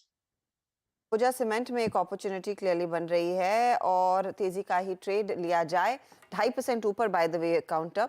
और यहाँ पर अदानी ग्रुप वाले शेयरों में कंसिस्टेंट तेजी बनी हुई है, वहां पर आपको वॉलेटिलिटी नहीं दिखाई देगी, लेकिन बाकी दूसरे काउंटर्स है जहां पर क्रेजी मूव्स आने लगे हैं। देखिए, मिनटों में टाइटन करीब 1.5% नीचे आ गया, यहाँ पर कुछ सेल साइड की पोजीशंस मैग्नीफाई हो गई, एस्कॉर्ट्स में बिकवाली बढ़ गई, ब्रिटानिया में बिकवाली बढ़ गई, HUL जैसे काउंटर्स में बिकवाली बढ़ गई।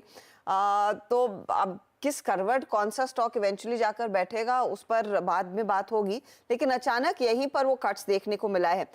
FMCG कंपनियां, राजेश जी, आप अपने आप को कैसे पोजीशन करेंगे? ये रिजल्ट्स लोकसभा चुनाव के क्या आते हैं वो एक तरफ, लेकिन FMCG में अगर कुछ और करेक्शन आता है, क्या आप अपनी पोजीशन तेजी की कुछ रखना चाहेंगे? टॉप पिक क्या रहेगा? देखिए, FMCG की अगर बात की जाए तो इस वक्त मैं ये मान के चल रहा हूँ कि इलेक्शन नहीं है। मान लीजिए अभी इलेक्शन नहीं है, कोई रिजल्ट्स का कोई हमारे ऊपर प्रेशर नहीं है, तो मैं समझता हूँ कि लंबी अवधि के लिए, लंबी अवधि से मेरा मतलब है कोई 9-12 महीने की होल्डिंग कम से कम लेना चाहता हो, तो इसमें कुछ एक स्टॉक है जहां हमें अभी भी अच्छी अपॉर्चुनिटी नजर आ रही है। कल हमने देखा इमामी में कैसी अच्छी बढ़त बनी थी, 16-17% कल बढ़ा था, 4-5% बढ़ा है, नतीजों का प्रभाव पड़ा। लेकिन अगर टॉप पिक की बात की जाए, सबसे बड़ी बात यह है कि इलेक्शन के बाद अक्सर हमने देखा है कि रूरल इकोनॉमी में थोड़ी सी पकड़ मजबूत हो जाती है, रूरल इकोनॉमी की, और वहां हमें लगता है कि जो FMCG कंपनीज हैं उनके मार्केट थोड़े बेटर हो जाते हैं। अगर पूरे सेक्टर में हमें कोई एक टॉपिक लेनी हो, तो अगर रूरल इकोनॉमी को ध्यान दिया जाए तो मैं समझता हूँ मैरिको बहुत सही बैठता है। लेकिन हमारी अपनी पसंद आज भी ITC है, जो कि हम 150 रुपए के 160 रुपए के लेवल से लगातार बोलते आ रहे हैं, और हमें अभी भी लगता है कि ITC में बहुत अच्छी ग्रोथ की उम्मीद की जा सकती है। नंबर्स अच्छे आए थे, सिगरेट में वॉल्यूम बढ़ी हुई, बैलेंस शीट स्ट्रॉन्ग है, डेयरी बिजनेस में वो बहुत एग्रेसिवली जाने की कोशिश कर रहे हैं, और मैनेजमेंट बहुत बढ़िया है, डिविडेंड यील्ड अच्छी बैठती है। मैं समझता हूँ 420-425 के लेवल में ITC इस वक्त भी अच्छी रुझान दे रहा है, और किसी भी कारण से वोलेटिलिटी के कारण से कुछ नीचे के भाव में मिलता है तो भी मध्यम से लंबी अवधि वालों के लिए अच्छा बैठेगा। ये इनफैक्ट आईटीसी एक बेटर ट्रेड और मैरिको में भी एक अपॉर्चुनिटी। अच्छा, कोशिश फिर से निफ्टी की संभलने की, 9 पॉइंट ही सही लेकिन 22,500 पर वापसी होती हुई दिखाई दे रही है। 4 का चौका की तैयारी करेंगे, फटाफट से आप लोग नोट कर लीजिए कि कौन क्या ट्रेड देने वाला है। स्नेहा जी, सस्ता ऑप्शन के लिए मैं आपके पास आऊंगी। मानस, एफएनओ का सुपरस्टार आपसे लेंगे। रचना जी, प्लीज चार्ट का चमत्कार तैयार रखिएगा। Rajesh ji, I am sure वो मिड कैप फंडा वाला ट्रेड लेकर आए ही हैं। अब बात करते हैं ऑटो बिक्री के आंकड़ों की, क्योंकि इस पर भी दरअसल मार्केट अगले 2 ट्रेडिंग सेशंस पर रिएक्ट करता हुआ दिखाई देगा। कल से आंकड़े आना शुरू हो जाएंगे। यतन हमारे साथ है बताने के लिए कि मई का महीना ऑटो कंपनियों के लिए फाइनली कैसा उभर कर आ सकता है। यतन बताएं। तो देखिए, सेटिस्फैक्टरी महीना रहेगा, कोई बड़ा तामझाम नहीं देखने को मिलेगा नंबर्स के लिहाज से। जहां तक कि कमर्शियल व्हीकल प्लेयर्स का सवाल है, डबल डिजिट ग्रोथ दिखेगी क्योंकि पिछले साल का बेस स्लाइटली फेवरेबल है। 2 व्हीलर्स और 4 व्हीलर्स में अगर हम कहें तो 5 से 10% के आसपास की ग्रोथ रहेगी। खास करके 4 व्हीलर्स में थोड़ा बहुत प्रेशर देखा जाएगा क्योंकि ग्राउंड पे इन्वेंट्री बढ़ रही है, नए मॉडल्स की मांग है, पुराने मॉडल्स थोड़े सुस्ता रहे हैं, तो कहीं ना कहीं ये एक मॉनिटरेबल रहेगा। ओवरऑल नंबर्स हेल्दी होने चाहिए। ट्रैक्टर के हिसाब से अगर आप देखें तो मॉनसून है और इलेक्शन का सीजन है, तो कहीं ना कहीं उसके लिए वेट एंड वॉच हो रहा है। नंबर्स फ्लैट रहने की उम्मीद है। शुरू करते हैं एक्सपेक्टेशंस के साथ, जहां टाटा मोटर्स में आप देखेंगे अशोक लेलैंड की तरह ही लगभग 9 से 10% के आसपास की ग्रोथ आएगी। टाटा मोटर्स का numbers close to 82,000 units expected है और अशोक लेलैंड 14,500 यूनिट्स के आसपास की बिक्री नोमुरा मान के चल रहा है कि यहाँ आती हुई आपको नजर पड़ सकती है। मारुति सुजुकी बिल्कुल फ्लैट रहेगा। पिछले साल का बेस बड़ा है, कोई सिग्निफिकेंट बड़ा लॉन्च नहीं हुआ है, तो कहीं ना कहीं यहाँ आपको दिखेगा कि नंबर्स बिल्कुल ही फ्लैट हैं। M&M ऑटोमोटिव हालांकि 23% की ग्रोथ दिखेगी यहाँ, क्योंकि ज़बरदस्त मॉडल्स काम कर रहे हैं और आपकी स्क्रीन पे XUV 700 देख रहे हैं, यहाँ सबसे ज़्यादा कंट्रीब्यूशन और ग्रोथ आता हुआ नजर पड़ेगा। ट्रैक्टर सेगमेंट में बिल्कुल ही फ्लैट ग्रोथ रहेगी, 1-2% ऊपर नीचे यहाँ आपको होता हुआ दिखाई पड़ेगा। नंबर 33,000 यूनिट्स के आसपास। 4 व्हीलर्स के बाद बात करते हैं 2 व्हीलर्स की, जहाँ बजाज ऑटो एक्सपोर्ट मार्केट सुस्ता रहे हैं लेकिन डोमेस्टिक डिमांड है, 4% की ग्रोथ एक्सपेक्ट कीजिए। आइशर मोटर्स और हीरो मोटोकॉर्प बड़े बेस के कारण लगभग फ्लैट रहेंगे, लेकिन टीवीएस मोटर्स पर नजरें रहेंगी क्योंकि लगभग 16% की जबरदस्त ग्रोथ यहाँ आती हुई आपको नजर पड़ेगी। ओके यतिन, बहुत बहुत शुक्रिया। तो ये कुछ ऑटो सेल्स के आंकड़े जिन पर नजर रहेगी। मीनवाइल एक बार HDFC बैंक का इंटरडे चार्ट देखिए, स्टॉक डे हाई पर इस समय और मार्केट को थोड़ा सपोर्ट करता हुआ ये स्टॉक खासतौर से बैंक निफ्टी को वापस 176 पॉइंट की रैली बैंक निफ्टी पर। राजेश जी, ऑटो सेल्स के आंकड़े आएंगे, इन लेवल्स पर कोई ऑटो स्टॉक है जहां अभी भी थोड़ा कंफर्ट हो बाय करने का?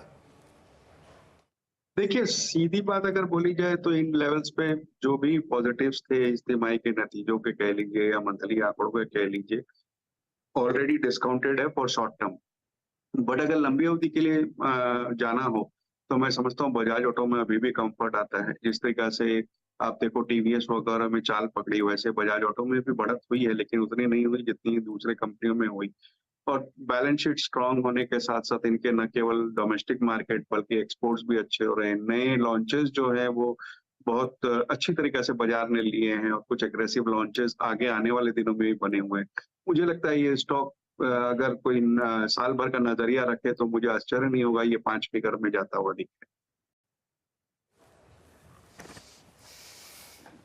ओके, चलिए अब एक काम करते हैं, यहाँ से 4 का चौका शुरू करते हैं। ये 4 ट्रेड्स क्योंकि ऑलमोस्ट 2:45 हो चुके हैं और ये 4 ट्रेड्स आपकी स्क्रीन पे आएंगे, एक एक करके पिक करते हैं। पहला ट्रेड आएगा स्नेहा सेठ जी के सौजन्य से, आज का सस्ता ऑप्शन है। स्नेहा जी बताइए क्या पिक कर रही हैं आज?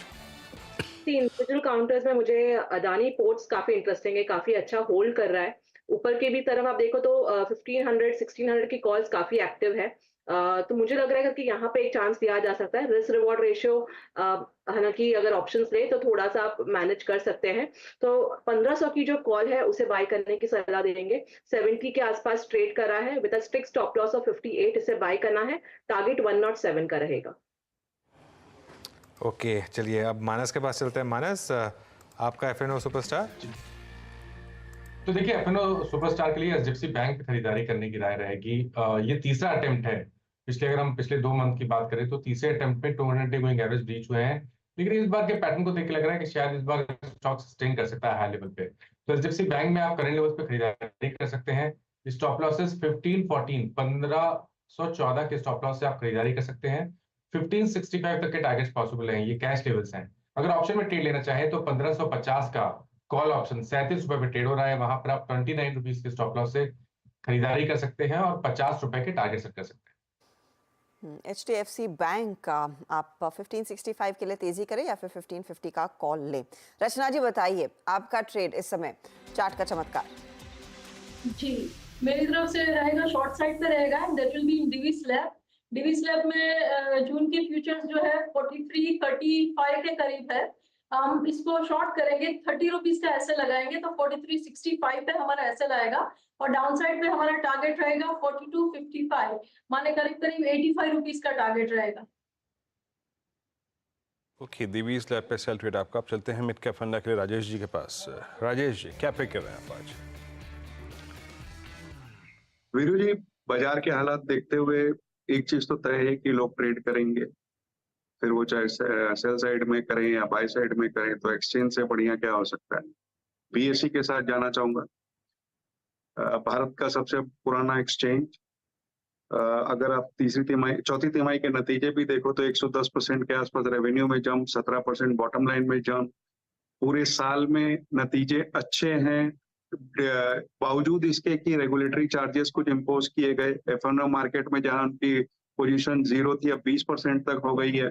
CDSL 15% की होल्डिंग इनके पास है। इसके अलावा गिफ्ट सिटी में इनकी जो पहुंच है या स्टार म्यूचुअल फंड का इनका जो प्लेटफॉर्म है वो अपने आप में नंबर 1 कहा जा सकता है। सबसे बड़ी बात, बैलेंस शीट में करीब करीब 2000 करोड़ कैश इस वक्त पड़ा हुआ है। थोड़ी दिक्कत ये आ सकती है कि कई रेगुलेटरी अथॉरिटीज ने एफएनओ वॉल्यूम्स पे कुछ चिंताएं जताई है, अगर कुछ वहां नेगेटिव आता है तो दिक्कत हो सकती है, लेकिन वैल्यूएशन के लिहाज से हमें अच्छा लगता है। ऊपर के लेवल अगर 52 वीक हाई या ऑल टाइम हाई कहा जाए तो वहां से मेरे हिसाब से 600 रुपया टूट चुका है, तो यहाँ पोजीशन बनानी चाहिए। ओके, तो ये सभी वो ट्रेड्स जो आपकी स्क्रीन पर आते हुए, और मेरे को आपका ये बीएसई वाला लॉजिक एकदम रास आ गया, क्योंकि आइदर वेज आप ट्रेड करेंगे और फायदा ऑफ कोर्स एक्सचेंज के हाथ ही लगता हुआ दिखाई देगा। चलिए वो ट्रेड्स आपके सामने लेकर आते हैं। स्नेहा ने सस्ता ऑप्शन के तौर पर अदानी पोर्ट आइडेंटिफाई किया है। यहाँ पर अगर आप ट्रेड ले रहे हैं, आप 1500 वाला कॉल लेकर चलें, 70 पर मौजूद है, 107 का टारगेट है, 58 का स्टॉप लॉस बैठेगा। HDFC बैंक दूसरा बिग बॉय जो आज परफॉर्म कर रहा है, 1565 के लिए सीधे तेजी की पोजीशन लेकर चले, 1514 के आसपास स्टॉप लॉस लगाइएगा, ये मानस की राय है। लेकिन एक सेल साइड का ट्रेड रचना जी ने आइडेंटिफाई किया है। चार्ट का चमत्कार में वीकनेस दिख रही है, आगे बढ़ सकती है, इसीलिए 4255 के लिए शॉर्ट करें, 4365 का स्टॉप लॉस। और Bombay stock exchange, either ways trade तो होगा ही, सरकार जिसकी भी बने और कितने भी बहुमत से बने, ये 3200 के टारगेट के लिए मौका यहाँ पर आप बीएसई में बिल्कुल चूकिएगा नहीं, जहां पर एक अच्छी खासी अपॉर्चुनिटी बन रही है। ओके, तो ये 4 ट्रेड्स स्क्रीन पे रखे गए, लेकिन अब आपको एक बड़ा इंटरेस्टिंग विषय जिसको थोड़ा सा एक्सप्लेन समझाएंगी हर्षिता मेरे साथ। दरअसल ये बीते 2 हफ्ते में आरबीआई ने ना चौंकाया है। एक दिन शाम को 4 बजे स्क्रीन पर अचानक खबर आई कि आरबीआई ने डिविडेंड लगभग 2,10,000 करोड़ का, 2.1 ट्रिलियन का, उसके बाद बाजार भागा ऑल टाइम हाई पे। लेकिन एक खबर और है कि अब आरबीआई ने ब्रिटेन में स्थित लगभग 100 टन सोना उसको वापस लाया है, घर वापसी कराई गई है उसकी। अभी और सोना आएगा, क्या खबर है एग्जैक्टली, इसको समझने की कोशिश करते हैं। हर्षिता, ये सेकंड इंस्टेंस है जब आरबीआई ने चौंकाया, ये इसको समझाइए एग्जैक्टली क्यों लाया गया, और अभी और सोना वहां से आना है क्या? विरूप, शुरुआत 100 टन के साथ हुई है और जैसी रिपोर्ट सजेस्ट कर रही हैं और 100 टन आरबीआई भारत में वापस सोना लाता हुआ दिखाई देगा। तो ये बहुत ही इंटरेस्टिंग डेवलपमेंट है और मेरे ख्याल में इस जनरेशन में पहली बार इस तरह का हम एक्शन आरबीआई की तरफ से लेता हुआ सुन रहे हैं। तो बड़ी मात्रा में अब देश के अंदर ही दरअसल आरबीआई सोना रखना चाहती है। हम सब जानते हैं कि भारत एक बड़ा गोल्ड कंज्यूमिंग नेशन रहा है। बाकी देशों की तरह भारत भी विदेश में दरअसल सोना रखता था और एक साइजेबल अमाउंट दरअसल विदेशों में है।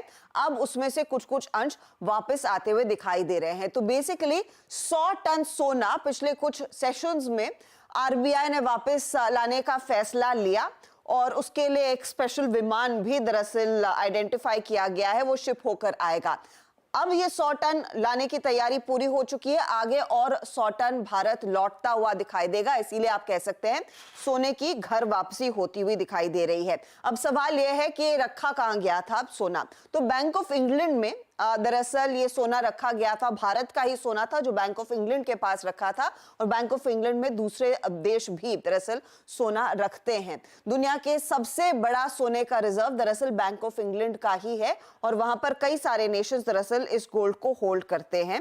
100 टन का जो सोना है दरअसल वो एक खास स्पेशल विमान वापस भारत लाता हुआ दिखाई देगा, जो जल्दी आएगा। अब सवाल यह है कि इसकी हम बातचीत क्यों कर रहे हैं, क्योंकि आपको पता नहीं कितने लोगों को याद होगा 1991 में दरअसल एक इकोनॉमिक टर्मोइल से भारत गुजर रहा था, और उस समय की सरकार ने तब सही स्थिति को पढ़ते हुए कहा था कि हमें देखिए पूंजी की जरूरत है और हम अपना कुछ सोना दरअसल बाहर रखना चाहेंगे। तो आर्थिक संकट से निपटने के मकसद से दरअसल भारत से बाहर सोना भेजा गया था, उसको गिरवी रखा गया था, और डॉलर जुटाने के लिए दरअसल कई सारे विदेशी बैंकों के पास वो सोना रखा गया था। अब इस समय भारत का गोल्ड रिजर्व कितना है वो आपको समझना है।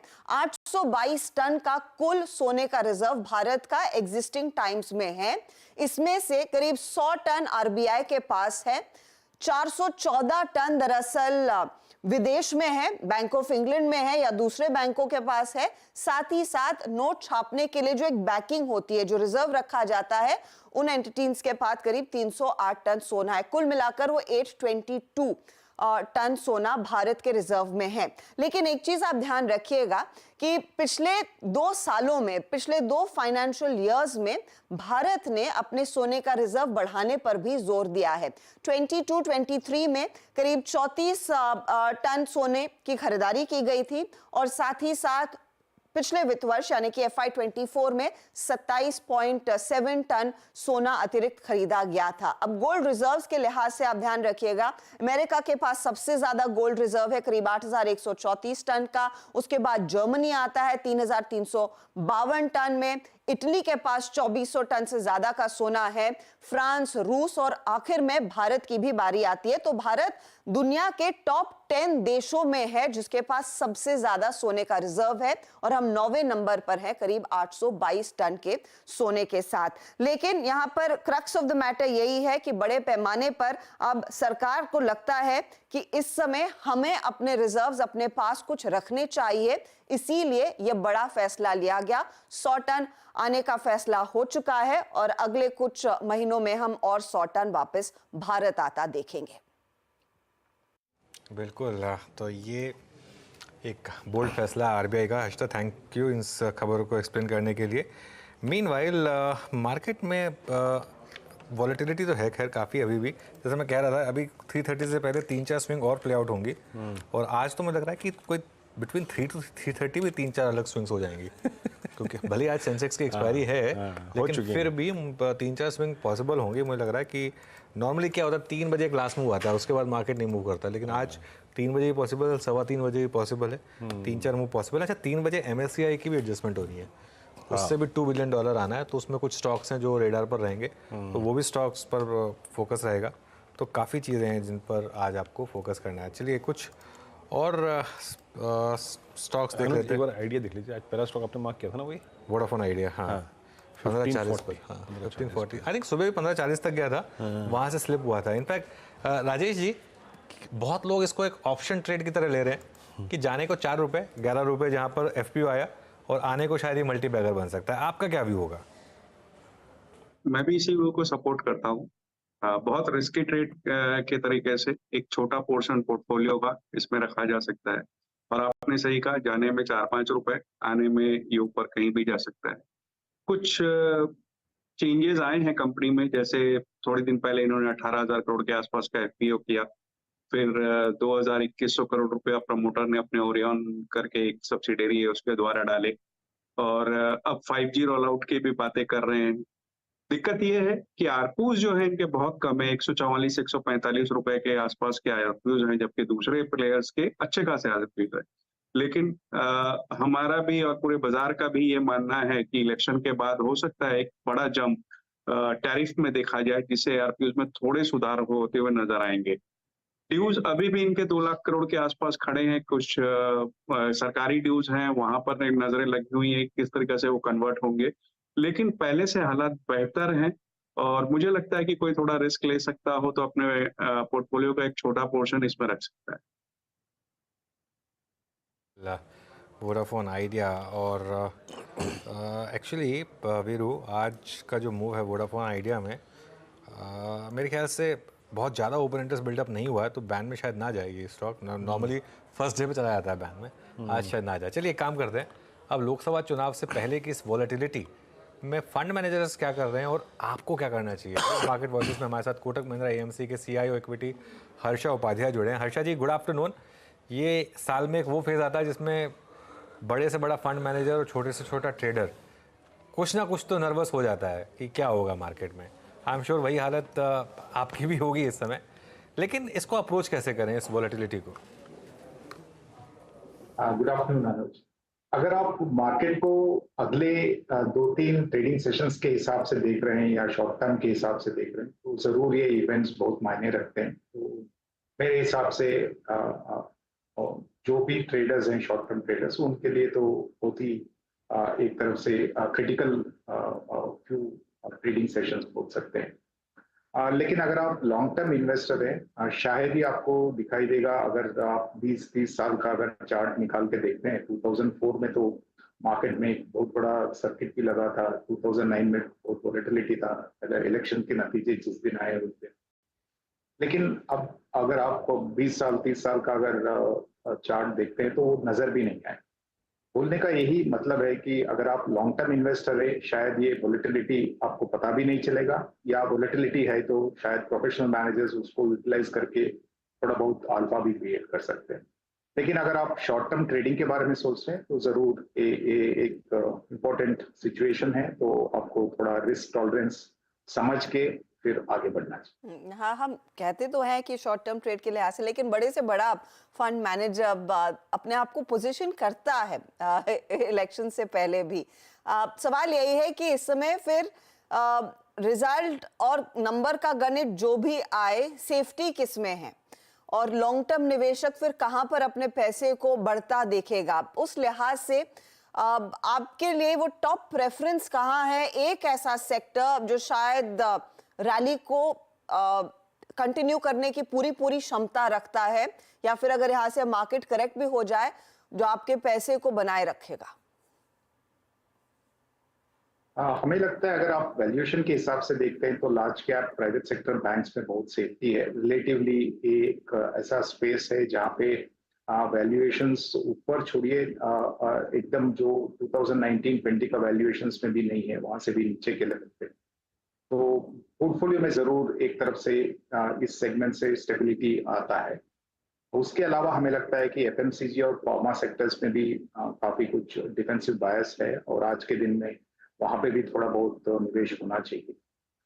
लेकिन अगर जैसे उम्मीद है वैसे अगर परिणाम आते हैं और मार्केट ऊपर की तरफ भागता है तो शायद ही ये सब सेक्टर्स इमीडिएटली पार्टिसिपेट करेंगे। तो यानी कि एक कोर आपका पोर्टफोलियो में नहीं हो सकता है।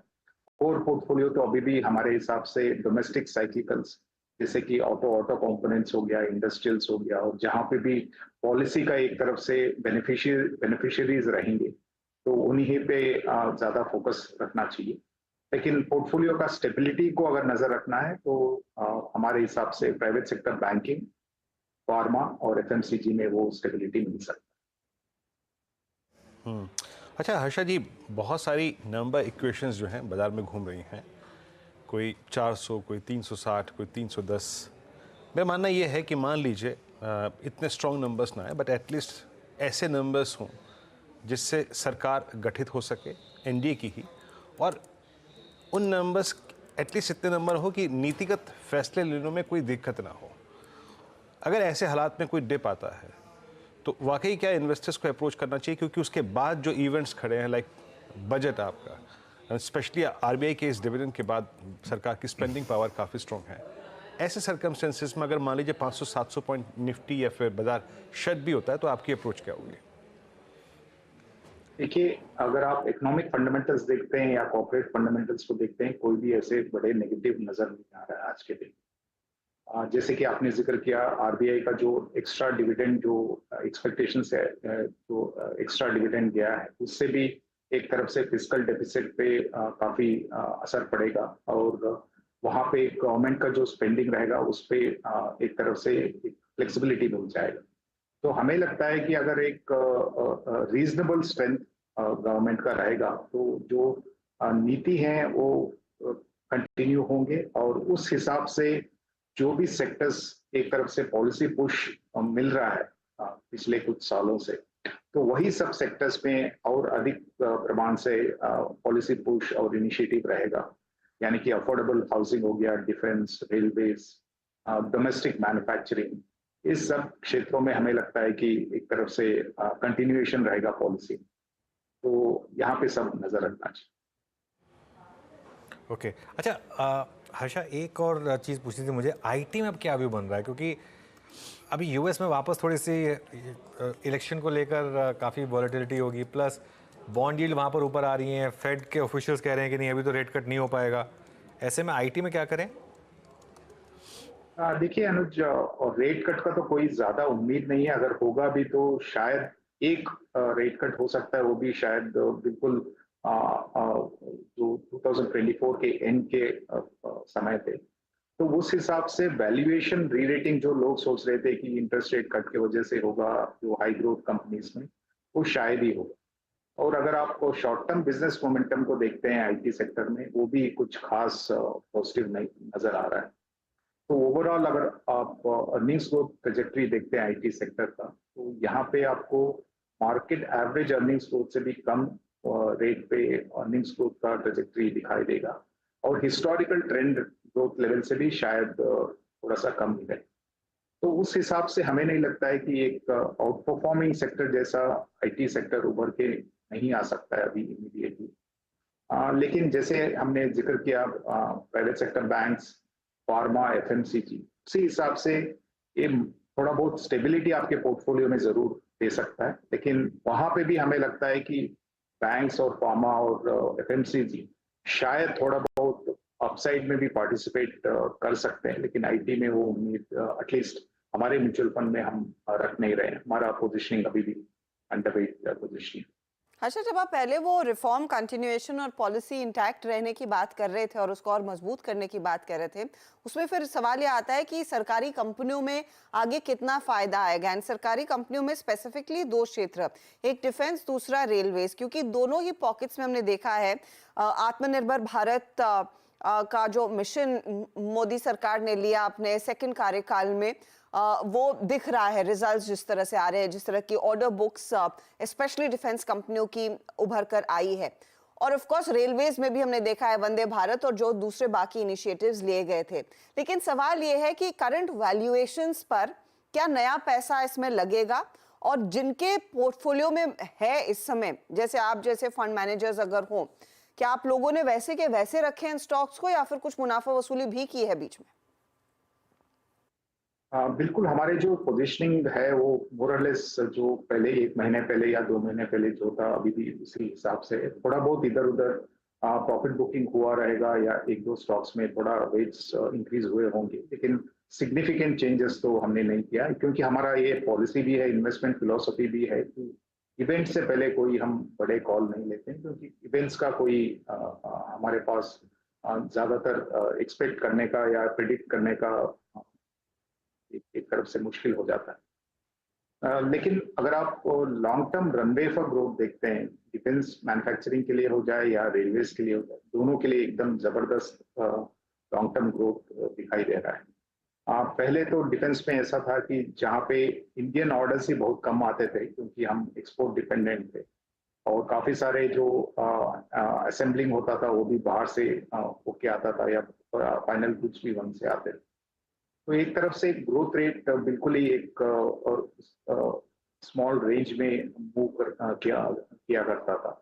अभी हमें लगता है कि यहाँ पे इंडिया का जो डिफेंस बजट है वो तो ग्रो हो ही रहा है, लेकिन एक तरफ से एक्सपोर्ट्स अपॉर्चुनिटी भी आ गया है। और जैसे हम देख रहे हैं दुनिया भर में जियोपॉलिटिकल इवेंट्स भी बहुत बढ़ गए हैं आज के दिन, तो इतने सारे इवेंट्स के चलते हुए जो एम्यूनिशन रिक्वायरमेंट है वो तो मीडियम टर्म में कम होते हुए नजर नहीं आ रहा है, तो एक्सपोर्ट अपॉर्चुनिटी भी बहुत बढ़िया है। सिमिलरली रेलवे क्षेत्र में भी जो इन्वेस्टमेंट होना है उसका तो बहुत लंबे समय तक हो सकता है, और वहां पे भी काफी सारे डोमेस्टिक कंपनीज आज के दिन में ऑर्डर बुक बना रहे हैं और एग्जीक्यूट भी होते जा रहा है। तो हमें लगता है कि अगले कुछ सालों में जो यहाँ पे भी जितना इंपोर्ट डिपेंडेंसी था वो भी कम होते हुए नजर आ रहा है।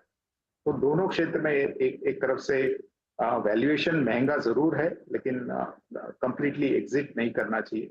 अगर आपको वैल्यूएशन पे कंसर्न है तो थोड़ा बहुत रुक के आप व्यू ले सकते हैं, लेकिन जो एग्जिस्टिंग होल्डिंग्स है वो तो मेरे हिसाब से कंटिन्यू होना चाहिए। अच्छा हर्षा जी, मैं शायद प्राइस को देखते हुए एक बात सेंस कर रहा हूँ, इसलिए आपसे पूछना चाहता हूँ। रियल एस्टेट में बहुत पैसा बना, अगर आप बीते एक साल को देखें, स्पेशली मार्च ऑनवर्ड्स, ग्राउंड में अगर आप रियल एस्टेट प्राइसेस को देखें तो लगभग 30-40% इजाफे हुए। स्टॉक्स चले, आई मीन ऑलमोस्ट 2 गुने 2.5 गुना स्टॉक्स हो गए। क्या एक वाजिब समय है आप लोगों ने अपने फंड्स में जो रियल एस्टेट एक्सपोजर था क्या थोड़ा रिड्यूस किया इन लेवल्स पे, स्पेशली आफ्टर दीस क्वार्टरली नंबर्स? रियल एस्टेट पे ओवरऑल व्यू तो पॉजिटिव है, लेकिन जैसे आपने भी बोला है वैल्यूएशंस काफी महंगे हो चुके हैं। पिछले कुछ समय से हम इंक्रीमेंटल इन्वेस्टमेंट जो है इस क्षेत्र में नहीं किए हैं, और एक तरफ से वेट एंड वॉच मोड बोल सकते हैं। अगर कोई भी रीजन के लिए वोलेटिलिटी आता है, करेक्शन आता है, तो फिर हम एक बार रिव्यू करेंगे, लेकिन आज के दिन पे इंक्रीमेंटल जो इन्वेस्टमेंट्स है वो रियल एस्टेट में हम डालने हैं। और रियल एस्टेट पर एक फॉलो अप सवाल यही है, रियल एस्टेट एंसिलरी कंपनियां, पाइप्स, टाइल मैन्युफैक्चरर, सीमेंट, ये थीम क्या ज्यादा अट्रैक्टिव रहेगी वर्सेस जो कोर रियल्टी कंपनियां हैं like your DLF, brigade etcetera? Cement में हमारा ओवरवेट पोजिशनिंग कंटिन्यू हो रहा है, तो वहाँ पे सिर्फ रियल एस्टेट का अपटिक नहीं है, लेकिन इंफ्रास्ट्रक्चर जो स्पेंड होने वाला है वो भी काफी अच्छा रहेगा। तो ओवरऑल एक तरफ से सीमेंट सेक्टर में ओवरवेट कंटिन्यूएशन करना चाहिए, और हमें लगता है कि इस इंडस्ट्री में अच्छा खासा कंसोलिडेशन भी हो रहा है। ऑलरेडी पिछले कुछ सालों में अच्छा कंसोलिडेशन हुआ है और आगे भी वो दिखाई दे रहा है, जैसे कैपेसिटी एडिशंस आ रहे हैं। तो हमें लगता है कि जो प्राइसिंग पावर इस इंडस्ट्री में मिसिंग है, अगर आप पिछले एक दशक भी देखते हैं तो हार्डली वो इन्फ्लेशन के हिसाब से प्राइसिंग मूव हुआ है। लेकिन उसके बावजूद जो एबिटा पर टन प्रॉफिटेबिलिटी है वो बहुत अच्छा मूव हुआ है, क्योंकि सभी कंपनीज ऑपरेटिंग लेवरेज को एक तरफ से पॉजिटिवली यूज किया हुआ है, कॉस्ट एफिशिएंसीज को बनाए हैं। तो हमें लगता है कि जिस दिन भी यहाँ पे एक तरफ से प्राइसिंग अपटिक आएगा तो प्रॉफिटेबिलिटी पे और पॉजिटिव इम्पैक्ट रहेगा। तो हमें लगता है कि अगले कुछ सालों में कहीं ना कहीं वो एक टिपिंग पॉइंट आना चाहिए। राइट, बहुत बहुत शुक्रिया हर्षा आज हमारे साथ जुड़ने के लिए, और ज़्यादा वेट करने की ज़रूरत है नहीं, 2 दिन में खैर अब इलेक्शन आउटकम भी आएगा, फिर देखते हैं कि मार्केट कैसे रिएक्ट करेगा। चलिए अब मंडे की तैयारी करते हैं, और हमारे पैनल से रिक्वेस्ट है कि थोड़ा सा दिलेरी दिखाएं और मंडे के लिए BTST ट्रेड्स आइडेंटिफाई करें। गाबा सर, आपसे शुरुआत करूँगा। मेरा तो वही स्टॉक है सिंपल जो मेरे पोर्टफोलियो में है, क्योंकि लॉन्ग टर्म का है। स्टॉक का नाम है HDFC बैंक। इस स्टॉक ट्रेड कर रहा है 1530 के आसपास। यहाँ पर जो सीरियस सपोर्ट है 1500 का है, लेकिन ट्रेडिंग पॉइंट सपोर्ट है 1520। मंडे को तो गैप अप होगा या गैप डाउन होगा, इस पर ट्रेड ले सकते हैं। अगर ये चल गया मंडे को फिर तो अच्छा चलेगा, आते दिन स्टॉप होगा नियर टर्म में 1560 या कुछ, लेकिन HDFC बैंक पर ध्यान देना चाहिए on the long side. Election result और नो रिजल्ट। ये गावा सर वैसे फर्स्ट मूवर एडवांटेज अच्छी उठा लेते हैं।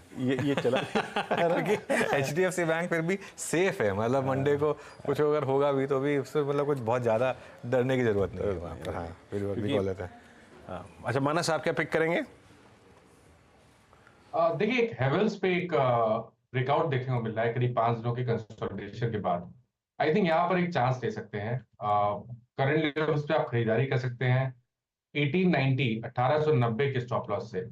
टारगेट भी बड़े हैं एक्चुअली, इस ब्रेकआउट के टारगेट करीब करीब 2000 के आते हैं, तो यहाँ पर खरीदारी कर सकते हैं। और अगर थोड़ा सेफ प्ले करना चाहें तो ऑप्शन के थ्रू इस ट्रेड को ले तो वो बेहतर स्ट्रेटजी रहेगी। 1940 वाला हेवेल्स का कॉल ऑप्शन माफ करिएगा, वहां लिक्विडिटी नहीं है। आई थिंक बेहतर रहेगा कि हम कैश में ट्रेड करें। तो हेवल्स में अच्छी तेजी आ गई वैसे बात करते करते 3.5% ऊपर ये काउंटर ट्रेड कर रहा है। ये मानस का ट्रेड है। स्नेहा आप क्या पिक करेंगे? अच्छा रचना जी आप क्या पिक करेंगे? आप म्यूट पर हैं। जी मेरी तरफ से अपोलो हॉस्पिटल में लॉन्ग रहेगा, और अपोलो हॉस्पिटल के फ्यूचर्स को अगर हम लॉन्ग करते हैं यहाँ से 5890 के करीब है, 5850 पे अगर एसएल लगाया जाए और लॉन्ग करा जाए तो मंडे को एक तो इसके नतीजे भी अच्छे थे, और अगर एग्जिट पोल में कोई अनवांटेड शॉक नहीं आया तो यहाँ पे पॉजिटिविटी मार्केट में भी दिख सकती है। तो दोनों चीज का कॉम्बिनेशन हो गई, ऊपर वाली साइड पे 5940 तक जा सकता है। ओके कविता जी आप कोई ट्रेड कैरी करना चाहेंगे मंडे के लिए? या सो gas authority of India limited, इस पर एक बाय ट्रेड इनिशिएट करेंगे। 205 के लेवल पर है, मुझे लगता है 211 214 के प्राइस टारगेट के लिए गेल को आप लेकर जा सकते हैं। 200 का स्टॉप लॉस मेंटेन करना चाहिए। ये भी सही स्टॉक है। सरकार कोई भी आए शाम को चूल्हा तो जलेगा, है ना। गेल 204 के स्तर पे। अमित जी आप क्या पिक करेंगे? जी वीरेन जी मैं एसबीआई लेके जाऊंगा। इसका स्ट्रक्चर मुझे रिलेटिवली अच्छा लगता है और ओवरऑल पॉजिटिव है। 829 के लगभग प्राइस है, 818 रुपए का स्टॉप लॉस रहेगा और 850 के टारगेट्स रहेंगे एसबीआई। ओके एसबीआई ये आपके रेडार पर रहेगा, तो काफ़ी पीएसयूज। राजेश जी आपके भी रेडार पर कोई स्टॉक रहेगा क्या मंडे के लिए? अनुज जी ऐसा है कि मंडे का स्टॉक तो उससे पहले मैं एक चीज जोड़ना चाहूंगा कि जो मिड कैप फंडा में हम लोग ने बीएसई दी थी, अगर मैं सही हूं तो करीब वहां से 50-60 रुपया बढ़ चुके हैं। तो वो जस्ट रिकॉर्ड्स पे रख रहा था। अब मंडे के लिए अगर कहा जाए तो जो आपने कहा ना गावस्कर फर्स्ट मूवर एडवांटेज ले गए, तो इस बार भी वो एचडीएफसी में देना चाह रहा था, बट एनीवेज एलआईसी के साथ जाना चाहूंगा। चौथी तिमाही के नतीजे थोड़े फ्लैट से आए, 2.5% के आसपास की बढ़त आई क्योंकि वेज रिवीजन का चक्कर था। अदरवाइज अगर आप देखो तो एयूएम उनका जो है वो 51 लाख करोड़ के ऊपर चला गया है, जो कि पूरे म्यूचुअल फंड इंडस्ट्री का एयूएम लिया जाए तो उससे 21 नहीं पड़ता हो तो बराबर ही पड़ता होगा। ओवरऑल मार्केट शेयर 58.87% है। सॉल्वेंसी रेशियो कह लीजिए, value of new business ratio कह लीजिए, सब में बढ़त दिखाई है। और सबसे अच्छी बात है जो इनके एक ओवरहैंग था कि इनकी सप्लाई आ जाएगी बाजार में, उसने सेबी ने अभी इन्हें जो 3 साल के लिए अपने फ्लोट को कम करने की जो बात, फ्लोट बढ़ाने की जो बात है, वो 3 साल के लिए इन्हें मोहलत दे दी है, तो वो अच्छा लग रहा है। दूसरे अगर वैल्यूएशन देखें तो दूसरे जो इंश्योरेंस प्लेयर्स लिस्टेड हैं उनसे वैल्यूएशन बहुत सस्ते हैं। मैं समझता हूँ यहाँ खरीदारी करनी चाहिए। अपने फेवर में रिजल्ट आए नहीं आए वो जुदा बात है, किसी को नहीं पता, लेकिन ये स्टॉक आपको अगर 6-8 महीने साल भर रखते हैं तो 1200-1250 रुपया तक आराम से जा सकता है। ओके तो ये है राजेश जी की आज की कॉल एलआईसी। अब इंडेक्स की ट्रेजेक्टरी लेके आइए 22531 और निफ्टी बैंक लेके आइए। अनुज अभी भी मैं कहूँगा कि निफ्टी बैंक हाईएस्ट ट्रेजेक्टरी में बेटर है, हाँ। और निफ्टी वहाँ क्लोज हो रहा है जो कि कल के पैनिक लोग से काफ़ी ऊपर है, 22,500। अप्रोच क्या रहेगी, कुछ कैरी करना है या नहीं करना है? देखिए वीरू मैं अभी भी यही कहूँगा, थोड़ी अवॉइड करें टेम्पटेशन। या तो जो हमने हमारे पैनल से स्ट्रैटेजीज ली थी उनमें से कोई ले जाएं आप, ठीक है ना, वरना न्यूट्रल जाएं, ठीक है। न्यूट्रल जाने का सबसे बड़ा फायदा ये होगा आप मंडे मॉर्निंग को एक बहुत अच्छी इंट्राडे ट्रेड कर पाएंगे। अगर आप न्यूट्रल नहीं जाएंगे ना तो मंडे को अगर आपको एक अच्छी ट्रेड मिल भी रही होगी ना, आप उसमें पार्टिसिपेट नहीं कर पाएंगे, वो आपका बायस रहेगा। इसके लिए इवेंट वाले उसमें हमेशा न्यूट्रल जाएं। और एक चीज़, अगर तो आप लेके जा रहे हैं कोई पोजीशन तो उसको हेज कर लें, लेकिन इस चीज़ का ध्यान रखें आप, मैं फिर रिपीट कर रहा हूँ, अगर कोई स्टॉक लेकर जा रहे हैं आप बेसिकली अंडरलाइंग सेम यूज़ करें। तो अगर आप फॉर एग्जाम्पल गेल का फ्यूचर लेके जा रहे हैं तो गेल का ही ऑप्शन यूज़ करें, बीएल लेके जा रहे हैं तो बीएल का ही ऑप्शन यूज़ करें, सेम आईवीज वाला है ना। हाँ एग्जैक्टली वो उसी हिसाब से ऑप्शन लें। निफ्टी से अपने पोर्टफोलियो को हेज करने की गलती मत करें, क्योंकि एक चांस ये है कि निफ्टी के पुट्स, क्योंकि आईबीज कोलैप्स होंगी, निफ्टी के पुट्स शायद आपके पोर्टफोलियो को प्रोटेक्ट कर भी ना पाए। आपका पोर्टफोलियो जितना गिरे उतना निफ्टी का वो ना कर पाए, और ये भी हो सकता है कि आपका पोर्टफोलियो शायद गिर जाए बल्कि निफ्टी बढ़ जाए, ये भी पॉसिबल है। तो इसके लिए ये गलती मत करें। और जैसे मैं कह रहा हूँ, एक बार के लिए आई थिंक 2 दिन तक मेरी और स्ट्रेटजी यही रहेगी, न्यूट्रल जाएं। उसके बाद Monday onwards, I think Tuesday onwards थोड़ा सा एक कॉन्फिडेंस आएगा, तब एक व्यू लेंगे उसके ऊपर। और याद रखिए, सुबह जब मैं यहाँ डिस्कस कर रहे थे, हमने वो रोलओवर की रिपोर्ट डिस्कस की थी। 0.75% की रोलओवर कॉस्ट निफ्टी बैंक की, और निफ्टी बैंक डे हाई पे जा रहा है रोज, डे हाई पे। मतलब ये कहीं ना कहीं वो बात जो अनाउंस कर रहे थे हम लोग सुबह, न्यूट्रल इंडेक्स है ना। सारा पेन आईटी का निफ्टी ने ले लिया, बिल्कुल जमाने भर का गम निफ्टी ने ले लिया, बिल्कुल 100% वही हुआ है इसमें। आज निफ्टी बैंक ने देखिए शानदार मोमेंटम, और निफ्टी बैंक कुछ कह रहा है वैसे, निफ्टी बैंक कुछ कह रहा है यहाँ पर कि वो क्या एक अजम्पशन लेके चल रहा है इस मार्केट पर कि अगर मार्केट को जो चाहिए वो आया तो तेजी कहाँ होगी सबसे ज़्यादा, ये भी बता रहा है वो। बिल्कुल। चलिए अब एक काम करते हैं, आपको हल्की सी ब्रेथ दिखाते हैं। अब बिल्कुल मुक्त होके बात करेंगे ब्रेथ की। क्यों? क्योंकि अब कोई टेंशन्स नहीं है रोलओवर की, यहाँ पे रोलओवर्स हो चुके हैं। स्क्रीन पे लिखाइए आइए प्लीज़ स्टैट्स, और लॉन्ग शॉर्ट, लॉन्ग अनवाइंडिंग और शॉर्ट कवरिंग। मैं इनफैक्ट आंकड़े वो निकाल ही लेता हूँ, लॉन्ग अनवाइंडिंग, शॉर्ट कवरिंग के आंकड़े। प्लीज़ डायरेक्टर साहब स्क्रीन पे होगा। तो लॉन्ग सबसे स्ट्रॉन्ग अगर कहीं पर राइड हुए हैं आज, तो याद रखिएगा वो है मतलब 85 में एप्रोप्रिएट। अगर आप देखें बिल्कुल हर तरफ बटा हुआ बाजार। 85 लॉन्ग, शॉर्ट लगभग 74, 16 में शॉर्ट कवरिंग और 7 में लॉन्ग अनवाइंडिंग। अदानी ग्रुप के स्टॉक्स में लॉन्ग क्रिएट हुए हैं, याद रखिएगा, ये कोई शॉर्ट कवरिंग नहीं है। अदानी इंटरप्राइजेस, अदानी पोर्ट्स, दोनों अगर आप देखें तो यहाँ पे वो जो लीडिंग स्टॉक्स हैं इस ग्रुप के, वोडाफोन आइडिया 3.25%। और मैं ये कहूँगा कि जो गेनर्स की लिस्ट है, लॉन्ग की लिस्ट, वो क्या सेंस कर रही है वो आप खुद देखिए। बिल्कुल, है ना। अदानी इंटरप्राइजेस, अदानी पोर्ट्स और वोडाफोन आइडिया। बिल्कुल बिल्कुल वीरू, कहेंगे आप? नहीं, मार्केट देखिए 100 पॉइंट ऊपर आ गया एकदम से निफ्टी। जैसे हम कह रहा था ना कि आज शायद 3 PM का मूव फाइनल ना हो, आज एक मूव और पॉसिबल है मार्केट में। इंट्राडे लेकर आइए जरा एक बार, निफ्टी का मूव लेकर आइए इंट्राडे अब, और देखिए किस तरीके से लास्ट के कुछ मिनटों में निफ्टी भागा है, और बैंक निफ्टी अब 49,100 क्रॉस कर रहा है। शानदार मूव्स आ रहे हैं यहाँ पर। यतिन के पास चलते हैं डीलिंग रूम चेक के लिए। यतिन, डीलर्स क्या आइडेंटिफाई कर रहे हैं स्टॉक्स? 2 स्टॉक्स और रिलायंस इंडस्ट्रीज, यहाँ MSCI की सेलिंग थी और डीलर्स के हिसाब से आखिरी लॉट था सेलिंग का। इसके बाद एक बाउंस बैक एक्सपेक्ट कर रहे हैं वो रिलायंस इंडस्ट्रीज में, और यहाँ एक BTSC ट्रेड भी वो अपने क्लाइंट्स को सुझा रहे हैं। उनको लगता है कि 40 से 50 रुपये का अपमूव इस काउंटर में लाइकली है। अभी ऑलरेडी डेज लो से एक अच्छी रिकवरी आ गई है बाय द टाइम ये मैंने लिंक किया, तो एक अच्छी रिकवरी डीलर्स यहाँ एक्सपेक्ट कर रहे हैं MSCI की सेलिंग के बाद।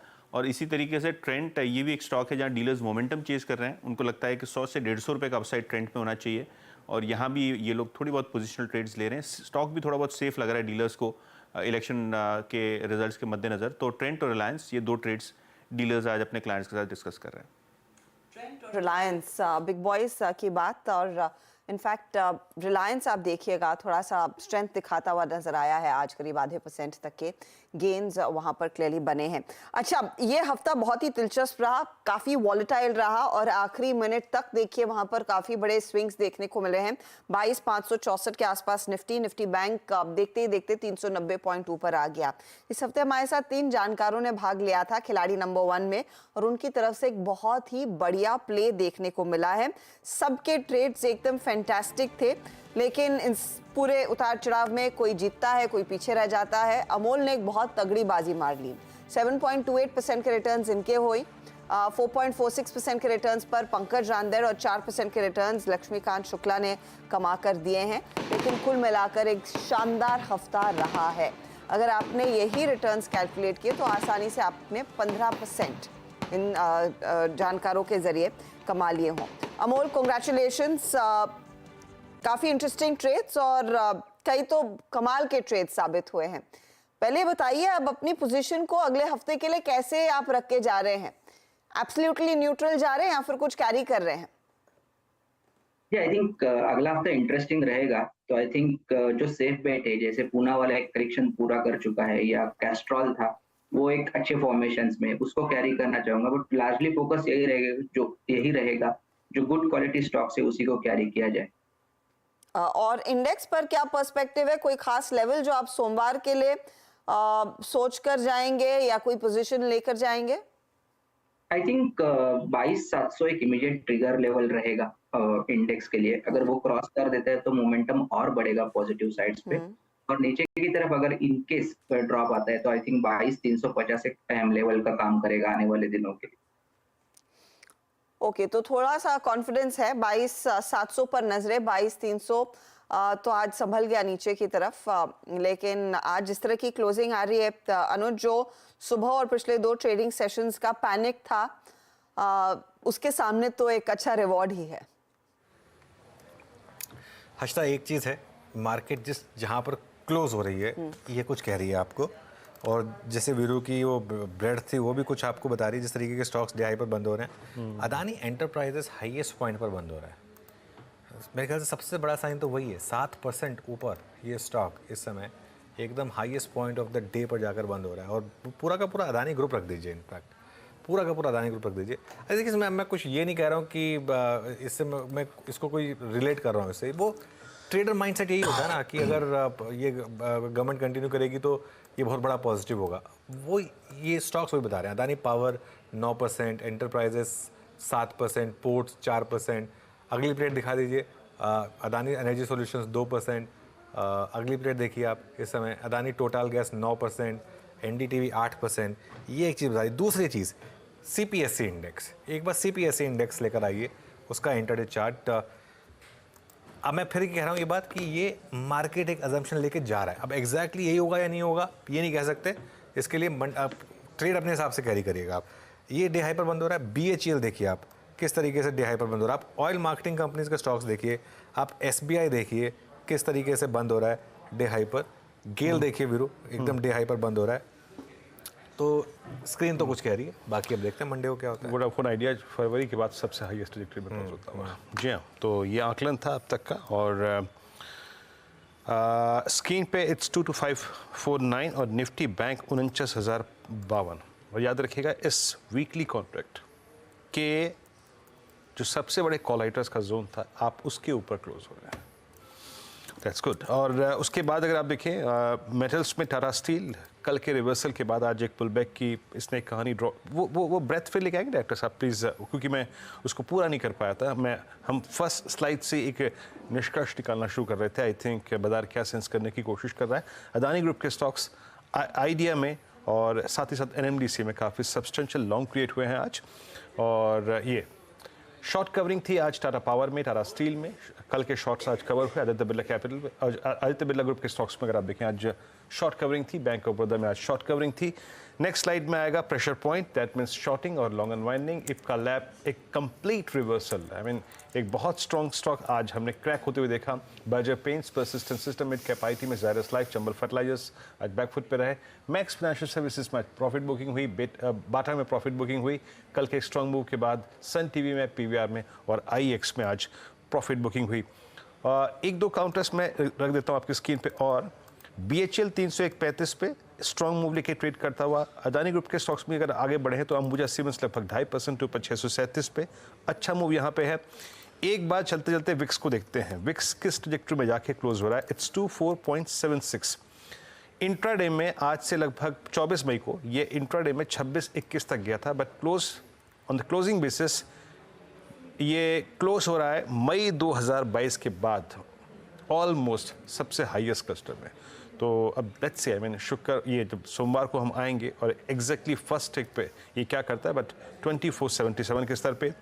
और एक स्टॉक रखिएगा जिसने आज अच्छा मूव दिया, श्रीराम फाइनेंस 3.5% आपकी स्क्रीन पे, एक स्ट्रॉन्ग मूव 2395 पर। हर्षता, काफ़ी स्टनिंग मूव्स हमने मार्केट में देखे हैं, और आखिरी जो 4 मिनट है उसमें कुछ और स्टॉक्स में हाईलाइट करना चाहूँगी।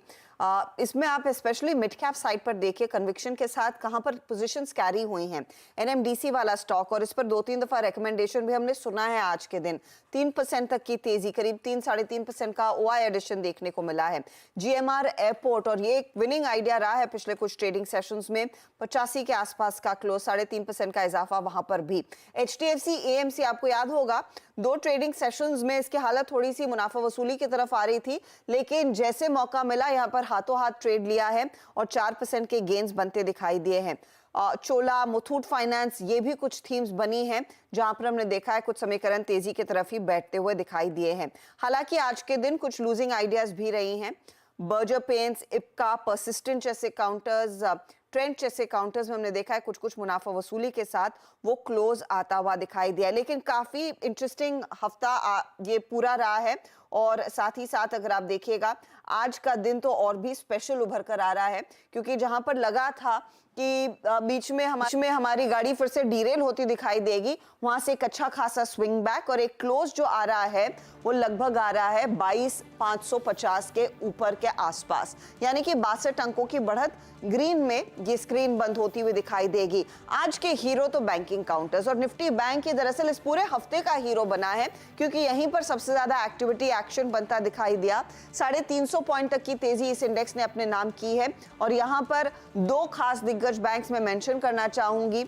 एक HDFC बैंक, हालांकि HDFC अपने डे हाई से कुछ कूल ऑफ करके नियरली 1% के गेन्स या आधे % के गेन्स पर जाकर टिक रहा है, और दूसरा ICICI बैंक है जहां पर हमने देखा है कंसिस्टेंट तेजी बनती हुई दिखाई दी। और ये स्टॉक्स रहे हैं जो थोड़े से फॉर्म में थे और मार्केट को सपोर्ट करते हुए दिखाई दिए। साथ ही आपको गौर करना चाहिए रिलायंस इंडस्ट्रीज के ट्रेड पर।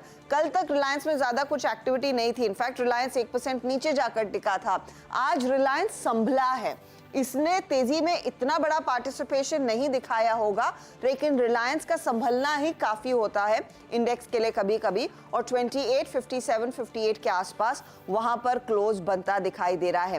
तो ये एक और दिग्गज है जहां पर एक्टिविटी बनती हुई दिखाई दी। अच्छा, वोडाफोन आइडिया देखिए आप, NMDC एक्सेट्रा की मैं जिक्र कर चुकी हूं, लेकिन वोडाफोन में आज कैरी ओवर ट्रेड करीब 4-4.5% तक का बन रहा है। इंडस टावर जैसे स्टॉक्स में हमने देखा है अच्छी खासी पिकअप बनती दिखाई दी। और हम वो MSCI की एडजस्टमेंट मेंशन कर रहे थे वीरू, उसका भी इंपैक्ट कुछ स्टॉक्स में आया। मैं वो फटाफट क्लोज से पहले दिखाना चाहूंगी। PB फिनटेक जैसा काउंटर लगभग 10% तक का गेन दिखाने में कामयाब, वहां पर एक अच्छी खासी हरकत बनती दिखाई दी। मैनकाइंड फार्मा में हमने देखा है कुछ पोजीशंस तेजी की तरफ बनती दिखाई दी है, वो भी एक स्टॉक दरअसल फेवर में आता हुआ दिखाई दिया। सुंदरम फाइनेंस कुछ दबाव में, NHPC, फिनिक्स, ये वो सारे हैं जो पार्टिसिपेट कर रहे हैं तेजी की तरफ, तो उस लिहाज से ये भी कुछ काउंटर्स हैं जो इंपॉर्टेंट रहे हैं। चलिए अब आते हैं हीट मैप पर, और सेक्टोरल स्थिति उस लिहाज से भी आपके सामने आ जाएगी। आज मेटल्स तेजी में, बैंक्स डेफिनेटली तेजी में, सरकारी बैंकों का साथ CPSE इंडेक्स में तेजी बनती दिखाई दी। ऑयल एंड गैस हो, कैपिटल गुड्स हो, इन सब में खरीदारी है। फार्मा आज थोड़े से बैकफुट पर था। FMCG, IT आज का वीक विकेट रहा है, क्योंकि यहाँ पर हमने देखा है कुछ कुछ कंसर्न्स अभी भी बने हुए हैं। ऑटो एकदम फ्लैट क्लोज में उतर रहा है। अब आएंगे हीट मैप पर, कौन से स्टॉक्स कहां पर क्लोज दिखा रहे हैं उस बड़े मेगा इवेंट से पहले। Mega event of course exit poll, और उसके बाद 4 जून को आने वाले नतीजे। डीवीज, नेस्ले, LTI, माइंट्री, DRL ये लूजिंग साइड पर रहे हैं। ऑटो कंपनियों में मारुति जैसे काउंटर्स में हमने देखा कुछ कुछ मुनाफा वसूली बनती दिखाई दी, लेकिन आज दरअसल स्क्रीन में जो तेजी आई है वो अदानी ग्रुप शेयरों के बल पर आई है। अदानी एंटरप्राइजेस 6.5 से 7% ऊपर, अदानी पोर्ट में 4% तक का इजाफा, तगड़ा मूव, और पूरे अदानी यूनिवर्स स्टॉक्स में हमने तेजी देखी। Coal India, Shriram finance, Tata steel, Bajaj finance, ये तेजी वाले वो काउंटर्स रहे हैं। और LNT को भूल नहीं सकते, क्योंकि ये भी एक बड़ा पिलर ऑफ स्ट्रेंथ इस मार्केट का बना हुआ है। तो 22,550 पर आज की ये क्लोजिंग, 60 पॉइंट ऊपर की, आप अच्छी ही मान सकते हैं। शांत कहेंगे, एक्सूबरेंस नहीं देखने को मिली, और यहाँ पर हमने देखा है एक पॉजिटिव क्लोज जरूर आया है। वीकली लिहाज से कहां पर बड़ा एक्शन बनता दिखाई दिया, वो स्टॉक्स भी आपकी स्क्रीन पर लेकर आते हैं। डीवीज लैब आज भले ही कुछ मुनाफा वसूली दिखा रहा हो, लेकिन नंबर्स के बाद 4.5% इंट्रा वीक तेजी। हिंडाल्को, बजाज ऑटो, ये कुछ गेनर्स रहे थे इस पूरे हफ्ते, जहां पर अच्छी खासी तेजी बनती दिखाई दी है। इसमें पोर्ट भी शामिल है, LNT भी शामिल है, इंडसइंड बैंक भी शामिल है। मिड कैप्स में भी कुछ ऐसे आइडियाज रहे हैं, लेकिन वीकनेस क्लियरली टेक्नोलॉजी कंपनियों के नाम पर आती हुई दिखाई दी, वहां पर कुछ कॉन्ट्रैक्शन देखने को मिला है। मिड कैप साइड पर कहां पर एक्शन आया वो भी आपकी स्क्रीन पर लेकर आएंगे, क्योंकि इधर भी हमने देखा है काफी कुछ इंटरेस्टिंग सौदे फेवरेबल थे। जुबलेंट फूड इस पूरे हफ्ते मजबूत था। अदानी पावर में आज के बल पर अच्छी तेजी बनी है। अरविंद में हमने देखा कुछ कुछ खरीदारी की पोजीशंस बनती दिखाई दी। टोरेंट पावर, सुजलॉन जैसे काउंटर्स शामिल हैं। लेकिन एक डेटा पॉइंट मैं आपके सामने रखना चाहूंगी वीकली आधार पर, क्योंकि हम एक इंपॉर्टेंट हफ्ते में थे, इलेक्शन रिजल्ट से पहला वाला हफ्ता। और आपको याद होगा इस हफ्ते की शुरुआत में हम इस डेटा पॉइंट की बात कर रहे थे और सवाल था कि हमारा क्लोज कैसा आता हुआ दिखाई देगा। तो 2014 में चुनावी नतीजों से पहले करीब 2.5% की तेजी बनी थी, 19 में करीब 4% तक की तेजी बनी थी। 2024 वाले साल में यानी कि इस साल में हमने देखा एक हल्का सा करेक्शन बनता दिखाई दिया। इनफैक्ट इसको परसेंटेज टर्म्स में मेंशन कर देना चाहिए था, लेकिन क्लियरली हम थोड़े से सॉफ्ट होकर उतर रहे हैं उस बड़े इवेंट वाले हफ्ते में। चलिए अब सीधा सौदा का अपडेट आपकी स्क्रीन पर लेकर आते हैं। क्या स्थिति उभर कर आई है? नीरज और यतिन के बीच जो मुकाबला था, सुबह मंदी वाला ट्रेड और ठीक वहां पर शॉर्ट करने पर पैसे बने। एलटीआई माइंट्री भी वीकर साइड पर नीरज ने रखा था, तेजी में इन्होंने गेल और मिसेस बेक्टर रखा। डिशमिन वेल्सपिन कॉप मंदी वाले ट्रेड्स पिक किए थे यतिन ने और जेटी और साथ ही साथ ओरिएंट इलेक्ट्रिक इन्होंने तेजी की तरफ पकड़ा। जय। अच्छा हर्षिता, आपने एक चीज़ देखी, हम शायद हर कुछ चीज़ जो है ना वो इलेक्शन से और इलेक्शन आउटकम रिजल्ट्स को जोड़ के देख रहे हैं, बट अगर आप सही मायने में देखें तो बाजार का जो नेगेटिव रिएक्शन है या फिर जो आप वो परसेंटेज दिखा रही थी लॉस्ट इन दिस वीक, वो एंटायरली बिलोंग करता है निफ्टी आईटी। यानी ये प्राइस डैमेज बहुत हद तक, आई मीन इसका अप्रॉक्सीमेटली 50 to 60% जो है वो ग्लोबल मार्केट्स का जो सेटअप है उसने स्पॉन्सर किया है। याद रखिएगा 32,386 पे with I think losses of 420 points Nifty IT November 2023 के बाद की अब तक की सबसे लोवेस्ट ट्रैजेक्टरी है। यानी ये वॉलेटिलिटी, ये पेन सिर्फ इस इलेक्शन रिजल्ट्स का नहीं है, ये निफ्टी आईटी का भी है, ग्लोबल सेटअप का भी है। बहरहाल अब जो होना था सो हो गया और अब ये लाल नीले रंग नहीं आएंगे, अब ये आएंगे सोमवार को सुबह, और जब ये आएंगे तब तक एक और चीज़ आ चुकी होगी, वो है एग्जिट पोल की फिगर्स। जी हाँ। ये पूरा का पूरा पैनल आपके साथ मौजूद रहेगा मंडे मॉर्निंग में, पहले मॉर्निंग कॉल में, उसके बाद मुनाफे की तैयारी में। आशीष, हर्षिता, मैं, नीरज जी और अनुज और CNBC आवाज़ पर कल शाम ज़रूर देखिएगा एग्जिट पोल्स। नमस्कार।